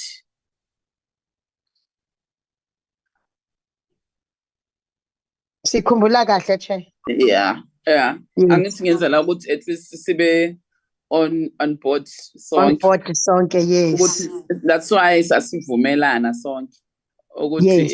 it's right, into right to do. Yes, So and then Chair, according to umbuzo kaMama uKhawula or isicelo sakhe, I don't think there is anything will change because nabo belapho nje they are sending by their party, you know. So I don't think there is another decision. And then we adopted already this thing. I don't think we're gonna change. Yeah, no, nobody. Yeah, we are right, ma'am. Somebody to express that Yes. now they must not feel like maybe there's somebody who's fighting them. Honorable Opperman and Honorable Nazli, we're not fighting. The only thing we need the report to be captured correct, so that at least because it's a report, it needs to be captured correct. What was important is that we need to put the minority view as it was as discussed in the portfolio committee. So there's nothing wrong with that. The only thing we just, yes, you have a right. You are carrying your party's mandate. Yes. Like all of us. So there's nothing wrong with that. So I don't want you to feel like now honorable members are treating us unfairly. No. Honorable Masiko. Thank you very much, Honorable Chairperson. And I must join you in saying that there is no way, Chairperson, that we would want to suppress any of our members that we've really worked so hard with in this portfolio committee. Yeah. We do understand, Chairperson, that there must be an expression.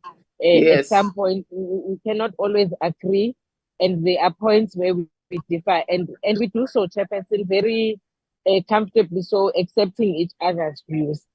The question, Chairperson, that we had for me is how then it is reflected in the report itself. And I'm happy when our advisors are saying that you provide a summary in the report of a point, Chairperson, where you have differed. Because for me, if you go to town, Chairperson, and I'm not saying you suppress anything per se, but if you go to town, there is a temptation on ours as well as other political parties to say that no, but we also want to express our views in relation to this.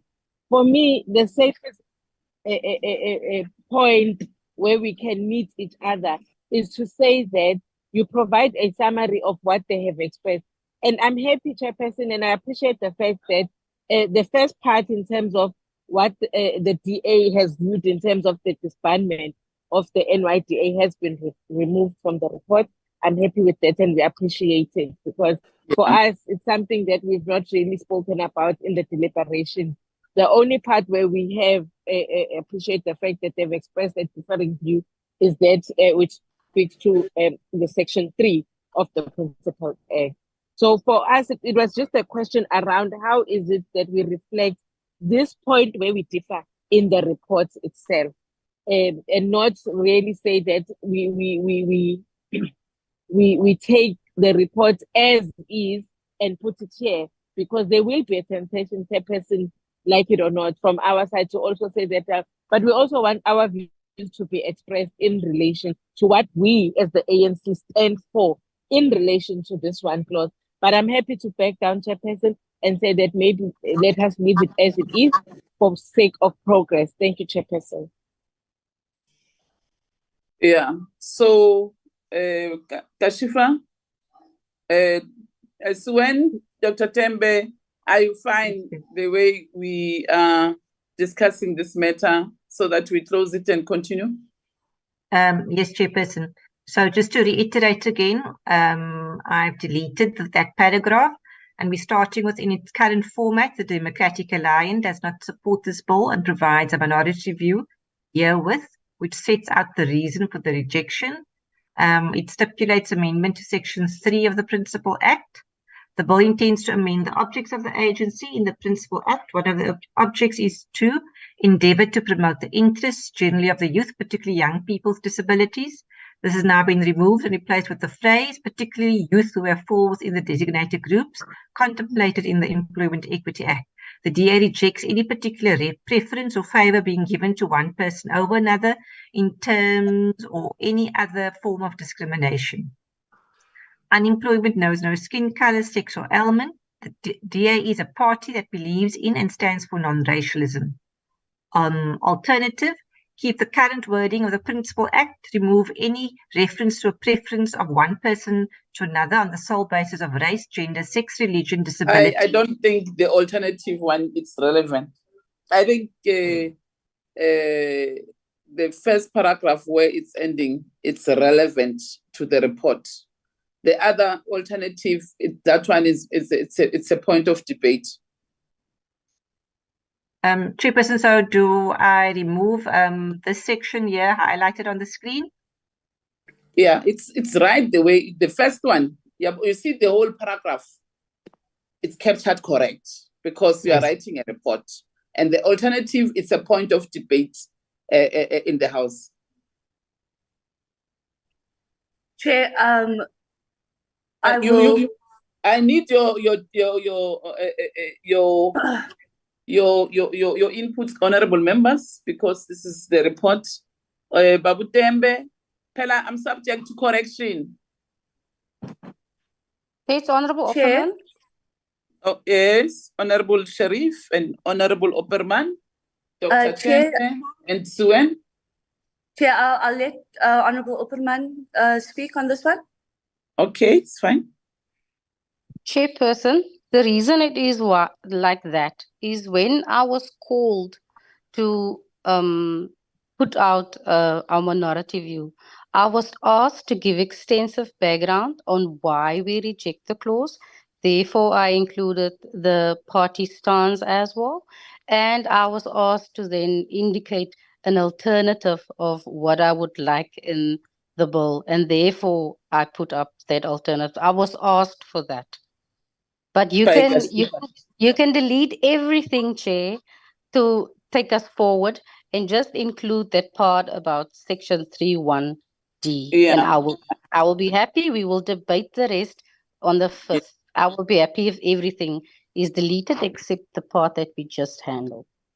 Yeah, thank you very much, Honorable Opperman. And I think we are agreeing. This is exactly what you said in the meeting, and it is in line with the parliamentary rules on how it's crafted.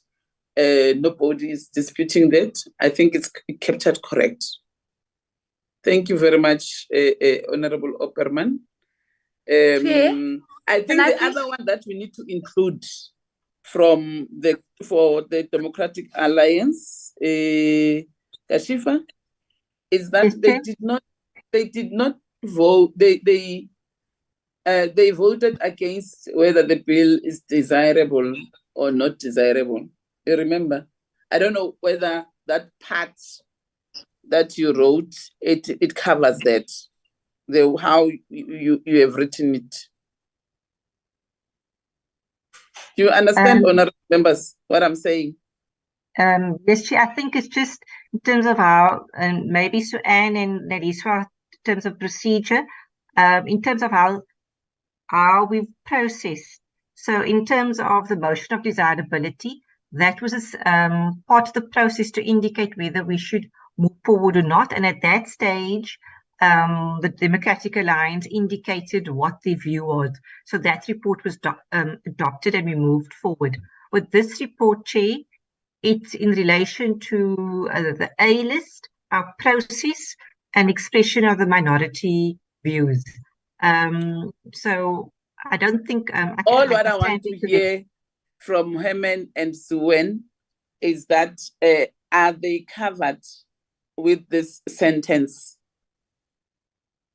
The way it's in the form how you have written it. Is it okay? If it's okay, then I don't have a problem, because we need to reflect on what they've said in the meeting, so that they must not be asked by their party that, why is this thing not reflecting? It must reflect, because it's something that they said in the meeting. So if it's right like this way, I don't have a problem. Suen, Dr. Tembe? We don't hear you. Chair, the minority views is a summary of the views where those members do not agree with the majority. So as it is captured, and the members seem to be in agreement with that paragraph, which is a reflection of what was expressed during the committee process. So Okay. Thank you. Okay, thank you very much, Suen. Okay, Dr. Tembe, I think you are covered by Suen, so it's fine. Chair. Nazli? Kashifa, please go down. Please go down. So everything from the second alternative under Amendment 5 all the way down to mandate.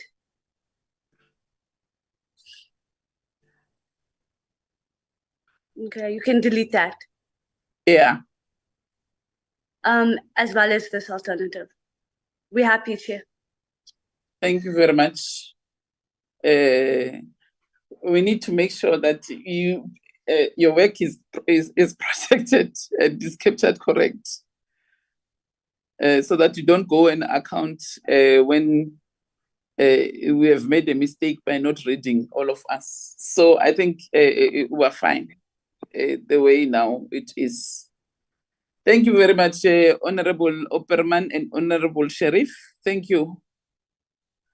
And thank you, honorable members, Suen, Dr. Tembe, thank you very much.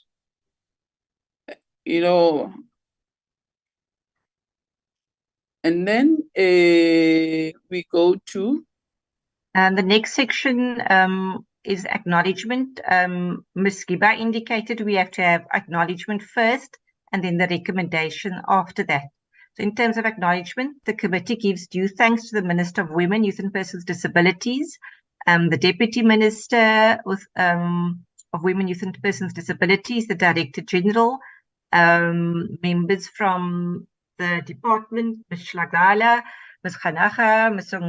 Lungu, from the department participating. Who's that now? Who's Ngulunga now? Neliswa, could you indicate the person's first name, please? It's Nondumiso, Chair. Nondumiso Ngulunga. Okay. But bekakhona ama-meeting wethu or was I one? I remember, I think I attended I2, Chair. Kuzo zonke ezi meetings. Hayi. Yazi sibe nama-meeting amaningi kanjani. So sibhala bonke labo bantu labo attend kayi-1.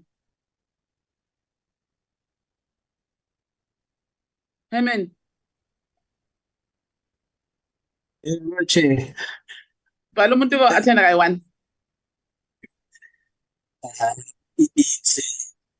It's a discretion of the committee, Chair. I cannot prescribe. So on how they want to craft the report, but it's up to you whether you decide to recognize that individual or ignore. It's the committee report. Ufike wathini committee? She was quiet. Chair, every party delegation can't participate, Chair. Where's NYDA? Acknowledgement. Where's NYDA board members? The committee also thanked the NYDA board members who participated during the entire no, but it's wrong. Process. Why you are not consistent with your report? In your report, you need to list them like you listed the people from the department. Chairperson, I'll ensure that Neliswa gives me the full names and surnames of all the board members. Yes, you need to list them. Where is my staff members? What Ms. Giba indicated when she looked at our report, she indicated that if we have one name, then we have to list all names. So if chairperson wants us to list all the names, we can do that. List everyone Sure. who No participated. There's no way that you won't be listed. You have done excellent work here, including Abosuwen, Harriet, and Herman.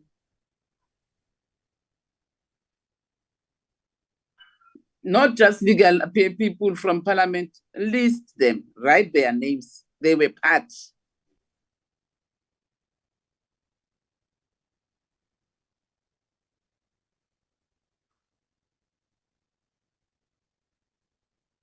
People, they benefit with the work of the other people. You must write them. They've participated, they played a major role here.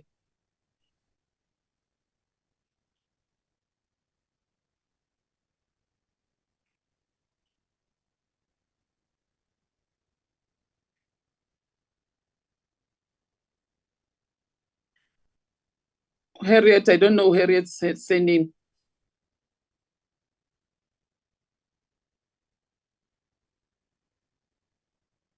Elisa, can I get Harriet's surname, please? It's Mekwa, M-E-K-W-A. M-E-K, yeah.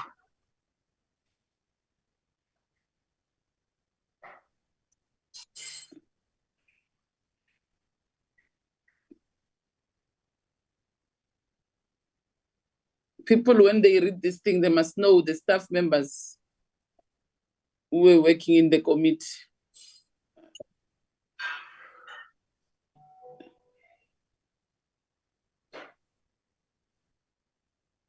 Can I just get our colleague Mbava's surname and first initials, please?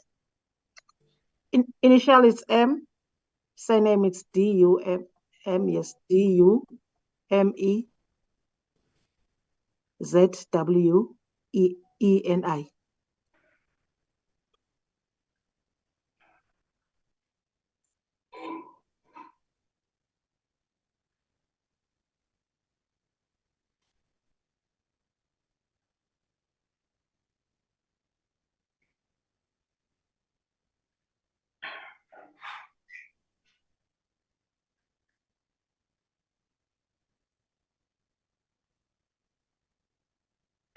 Elisa, if you could just forward me the list of NYDA members, please, then I could have it inserted immediately.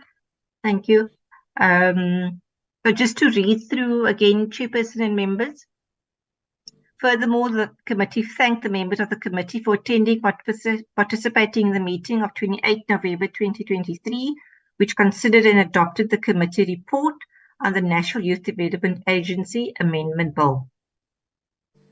In terms of the committee recommendation, the Portfolio Committee on Women, Youth and Persons with Disabilities, having considered the subject of the National Youth Development Agency Amendment Bill, B13-2022, National Assembly Section 75, referred to it and classified by the joint tagging mechanism as a Section 75 bill, recommends that the House adopts the bill with amendments, B13B-2022. And lastly, report to be considered. So I'll just wait for Neliswa to send me the board members chairperson, and I'll include it over here. That takes us to, can I just get clarity around, do I leave that particular name in or do I remove it, chairperson? Can I just get guidance? Thank you.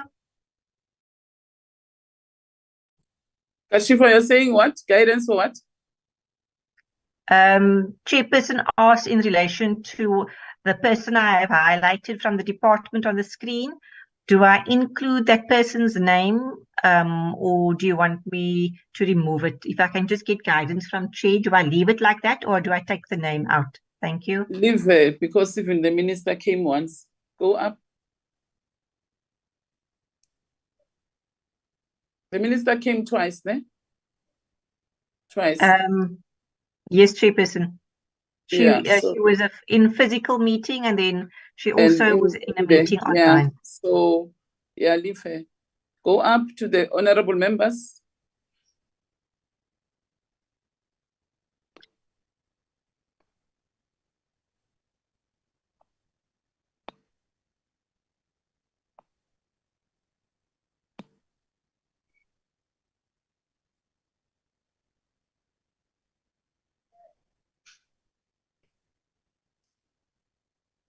You said Honorable Hlongo is present in the meeting.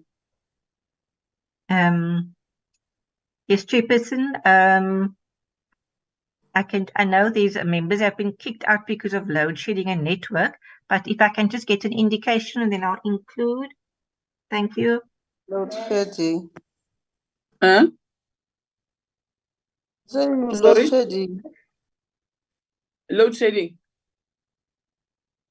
No, I'm saying it's an excuse, sir.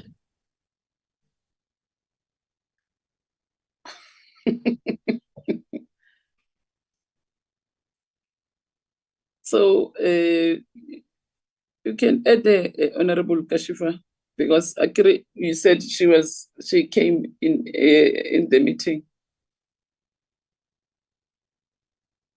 Thank you, Chairperson. Neliswa, can I just get Ms. Shlongo's initials, please? It's AS.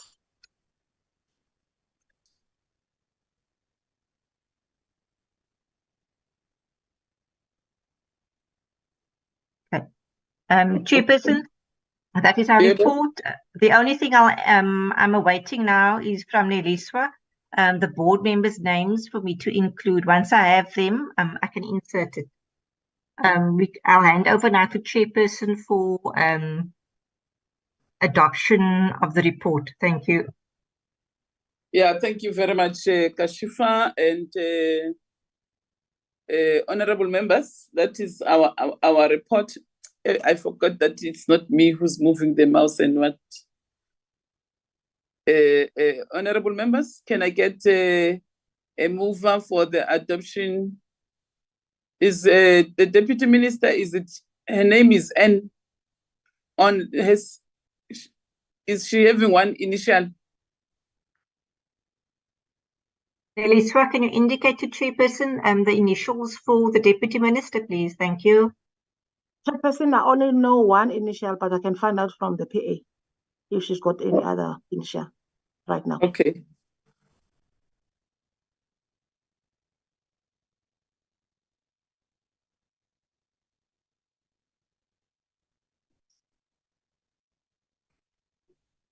I think the name,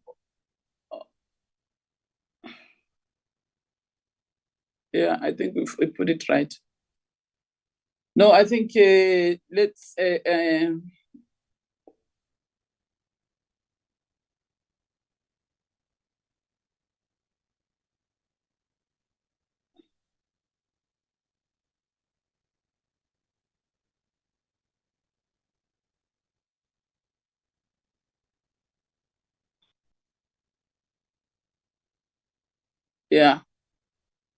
yeah, Papele.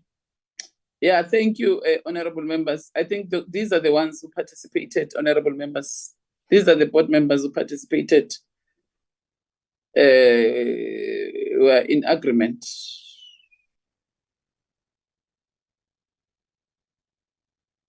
So my hand is up. I want to move the adoption of the report. Okay, Honorable Masondo. Yeah, the CEO, you're right.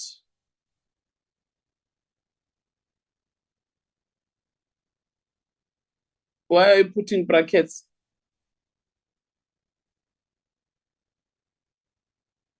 Chairperson, that's just how we've included, because we've referred to NYDA board members, NYDA CEO, because they're quite a few But you names. must remove the bracket here before Mr. You see where you wrote NYDA CEO, you must remove the bracket, yeah, and then you close the bracket, yeah. I think now we wrote it correct. Yeah. you don't add any person that we are not agreeing with. Thank you very much, honorable members. Honorable Masondo has moved for the adoption of the report. Can I get a seconder? Any member can second? Thank you, Chair. I do support Gabon.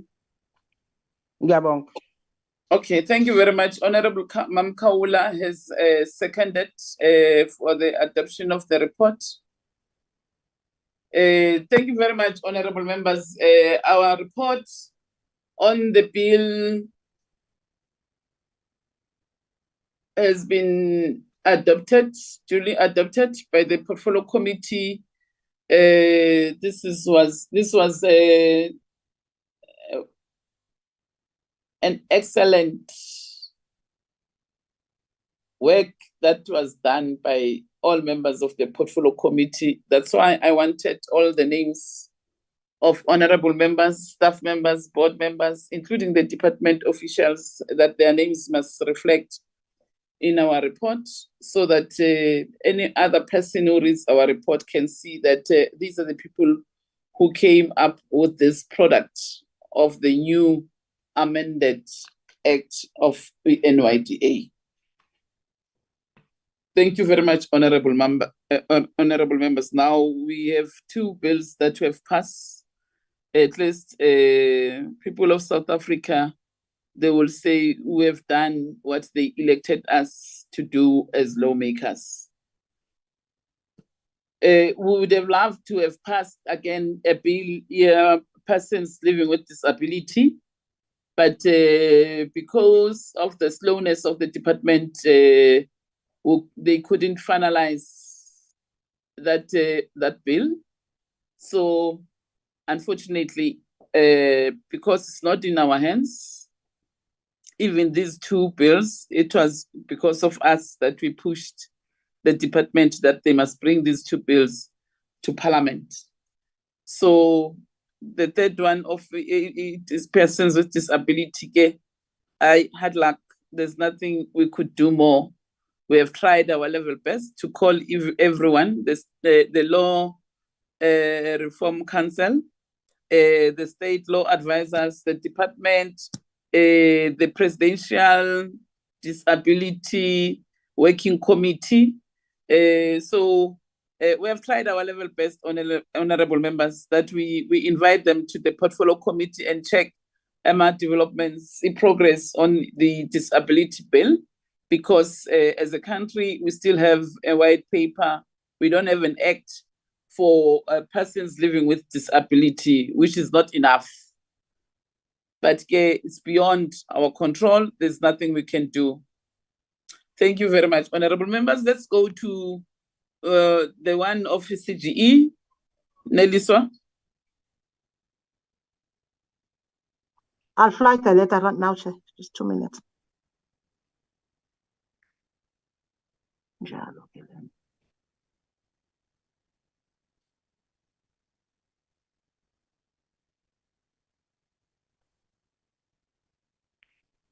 Kuyatsha wena.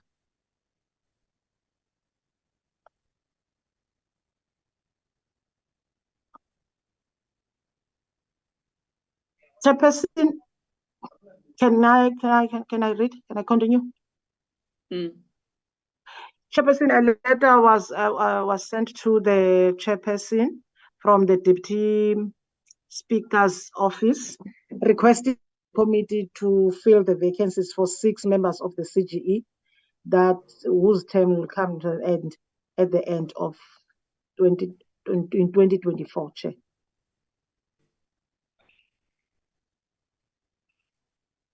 Honorable members, here is the letter from the office of the Deputy Speaker. I need your indulgence regarding this. And what are you saying, honorable members?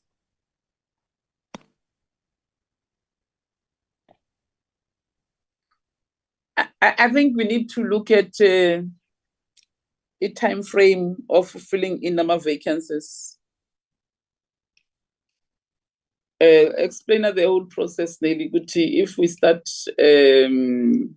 if we're agreeing as the committee that we are going to fill in these vacancies.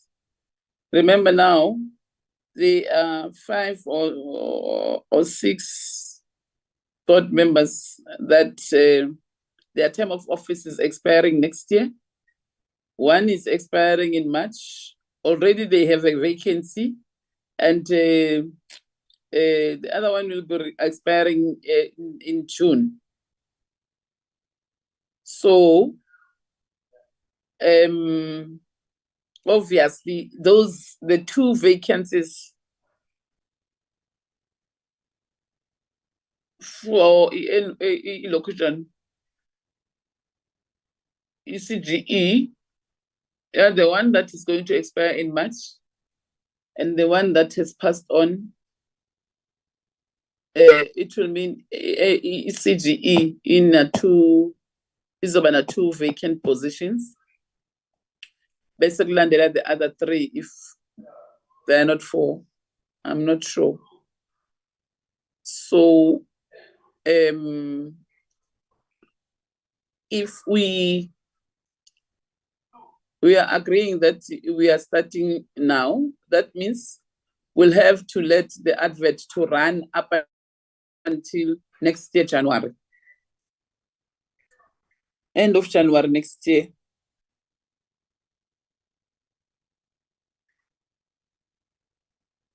How did you do it, by the way, last time? We let the advert to run for how long? Chairperson, the last time in 2022, we ran it for 3 weeks, Chairperson. And there were letters that were written by the civil society complaining about the time that the advert was out, Chair. So this time we're proposing that at least we run the advert until end of January, as you correctly said, Chair, given that now it's holiday time and, civil society can come and complain that, we've advertised. So we'll start advertising when? By the 17th of December, Chair. Then we'll run until the 31st of January next year, Chair.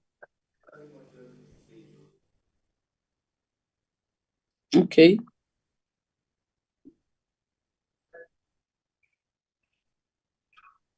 And then in terms of the program? This is the program that I've just shared, Chair. If you can see it. Project date is NIN.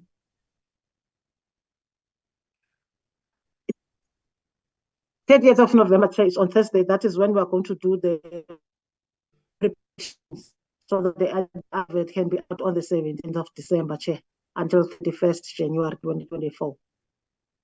And then 6th of February. On Thursday, 30th of November. Is it Thursday? Thursday, yes, Chair. So that means we'll sit in the morning. No, Chair, this refers to the admin part. It's us, Chair, that are going to prepare the translation. We'll send the advert to the language services to transfer, and then we source code, Chair, and obtain approval for 2 weeks, Chair, from the 30th of November until the 14th of December 2020. And then from the 31st, it will be the advert in print media, Chair. And then 6 and 7 February, a shortlisting process. After for 2 weeks until 22nd Feb, it is both the civil society process comments and also the pre-employment scheme will run them concurrently, Chair. Then thereafter, from the 27th, once we receive those 2 reports, 27 February and 28 February, it's interviews. Friday, 1st March, it's deliberations. Then we're looking at adopting deliberation and adopting the report on the 5th of March, Chair, to allow ENA House to debate out the report, Chair.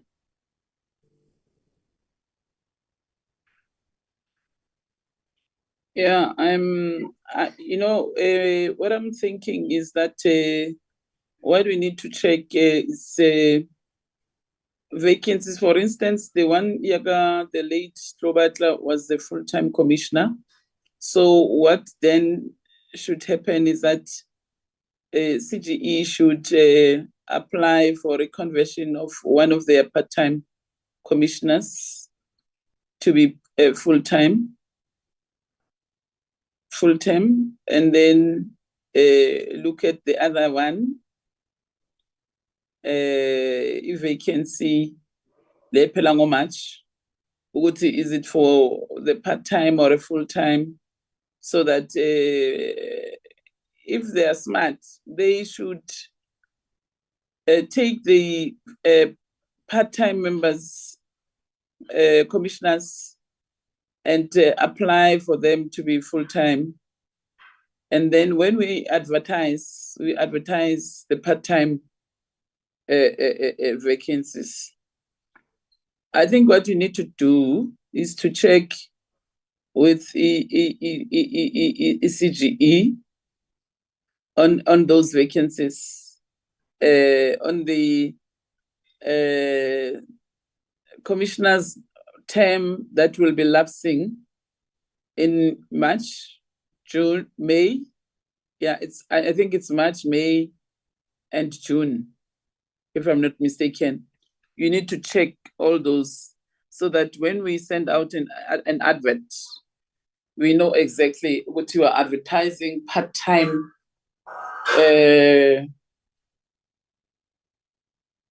Yaga Mam O'Hara expire ngo-March, yaga Botha ngo-May. Section 194 na yangazi ukuthi thatha isikhathi esingakanani.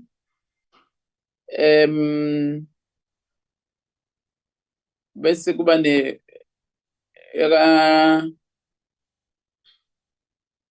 Klobatla beyiphela ngo-July, and then yaga Day iphela ngo-July, Mutupi July, noma Sonto July. So it's 1, 2, 3, 4, 5, 6.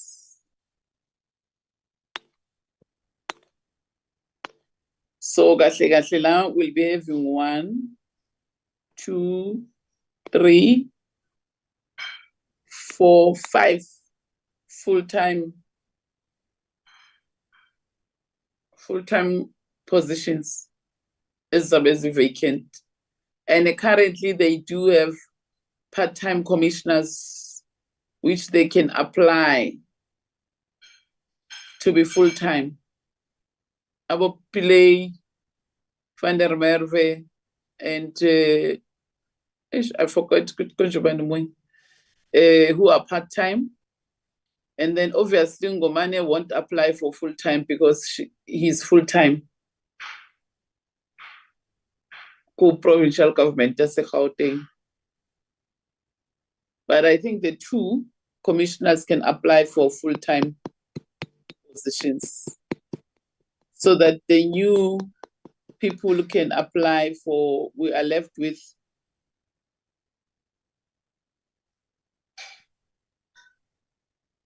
2, if they take 2 full-time, and then we'll be left with 3 as a full-time and 1 as a part-time. And 2 as a part-time.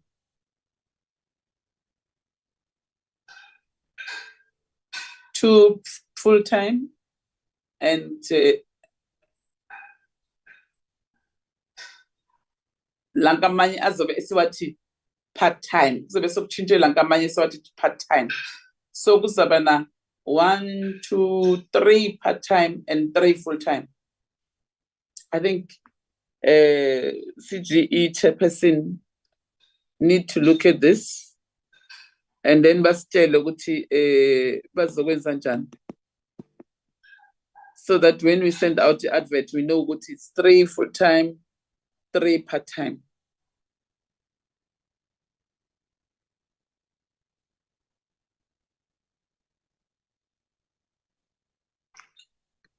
Okay, honorable members, Okay, Neil. So you want us to do what now?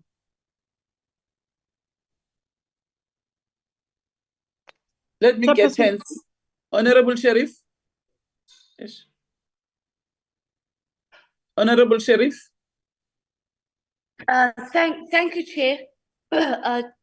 Okay, a couple of things, Chair. Number one, the list that we originally did when we did the last interviews, does that, I assume that there's not enough people on that list that can cover, and that's why we now have to open up the process again. Secondly, Chair, I think that I just want to find out the 2 weeks from until the 17th of December, so from the 30th of November till the 17th of December, can that be shortened so that we give more time for CVs? Because the last thing we want to share is what we had in the last time we did this, where we were delayed extensively because of objections based on this factor. So if we open it and make it a bit longer, that would be a great step forward. Yeah, Chair, I think that is all. Thank you, Chair. Thanks, Honorable Sheriff. I think that is progressive because it will mean, remember January, we are still on recess. We're coming back February. So the advert will be running by then. Yeah. And then, thanks, Honorable Sheriff. So when are we going to sit, Nelly? Have you crafted a program? Yes, Chair, it's the one that I've just shared. I'll share it again, Chair. So that we look at the advert. Okay, can I first share the advert, Chair? We've already crafted it. You took the last one? Yes, Chair, but there's some, we've just added some few stuff. Few words, Chair. I'll share it now. Seconder for what Honorable Sheriff has just proposed, honorable members?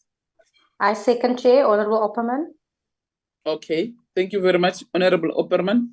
Let's look at, I got the list, the staff list.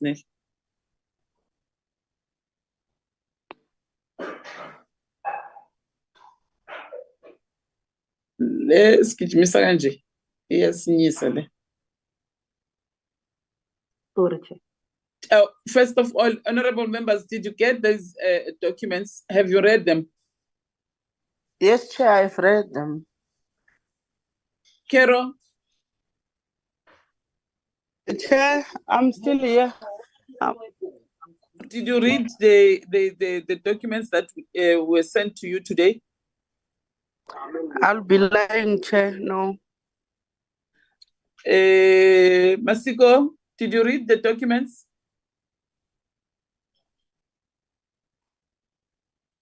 Chair, the documents that Nelly's presented were not in my email. Can she just clarify? Because I don't know which ones Honorable Masondo is referring to, but we've not received them. That's for the first time that I'm seeing them. The one that we received was just a letter that is written to yourself, but the document is presenting. I'm seeing them for the first time. Chairperson, I must be honest, she's not sent them to us.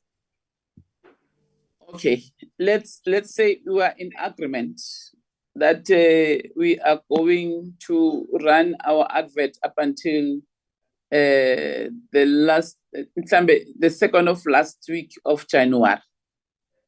It will run from December up until the week before the 30th of January to allow our staff members for the other 1 week to be able to capture and those CVs. But maybe we need to adjourn, and then see if we can't schedule a meeting, I don't know when. I'll have a look, Chair, in the parliamentary program. Yeah. No, I'll look at the parliamentary program, unless you want to have it on Friday, Chair, after plenary. There's a plenary, I know, on Friday, which sits in the morning. Not Friday. Tuesday, can we have a meeting, honorable members? Tuesday meeting in plenary. Yes, Chair. After plenary. Yes, can Chair. we have a meeting after plenary so that we look at the advert? Yes, Chair. Yeah, and that I think that's fair, so that at least but we are agreeing which we are going to deal with them. We are going to start the process, but Tuesday after plenary we can look at the advert and satisfy ourselves and look at Tamanyama time frames as a committee, and then we agree, we adopt the program on that day. And then we're done. I think it's a meeting that will take 1.5 hours. Are we in agreement, honorable members? Yes, Chair. Nazli? Okay, Masondo, Nazli, I see your hand is Yes, up. Yes, Chair. I'm definitely available to have a portfolio committee chair, but can I also ask that maybe we can apply our minds to the time frames as well, because I'm a bit worried about that one, Chair. And we can also discuss it at this committee meeting, because right now, I don't On think Tuesday, my brain... Yeah, I don't... Yeah. On Tuesday, let's discuss it Tuesday so that we look at the draft program. Aboneli, so they must send us a draft program so that by Tuesday when we meet, we don't waste time. We'll know where we want to make changes, we'll put changes, and then and we'll know which advert, what does the advert and draft advert entails, and then we'll take it from there on Tuesday. Is that fine? I'm happy with it, Honorable Chairperson. Thank you. Okay. Thank you very much. I think we have come to the end of our meeting. Nelly? Yes, Chair. Yes, Chair. Yeah, let's have a meeting after a sitting Tuesday. Yes, Chair. I'll apply for it. Okay. Okay, thank you very much. Yeah, I'm going to available last item, Lene.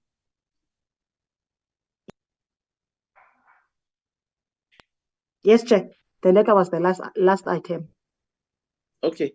Thank you very much, honorable members. I think you have come to the end of our meeting. The meeting is adjourned.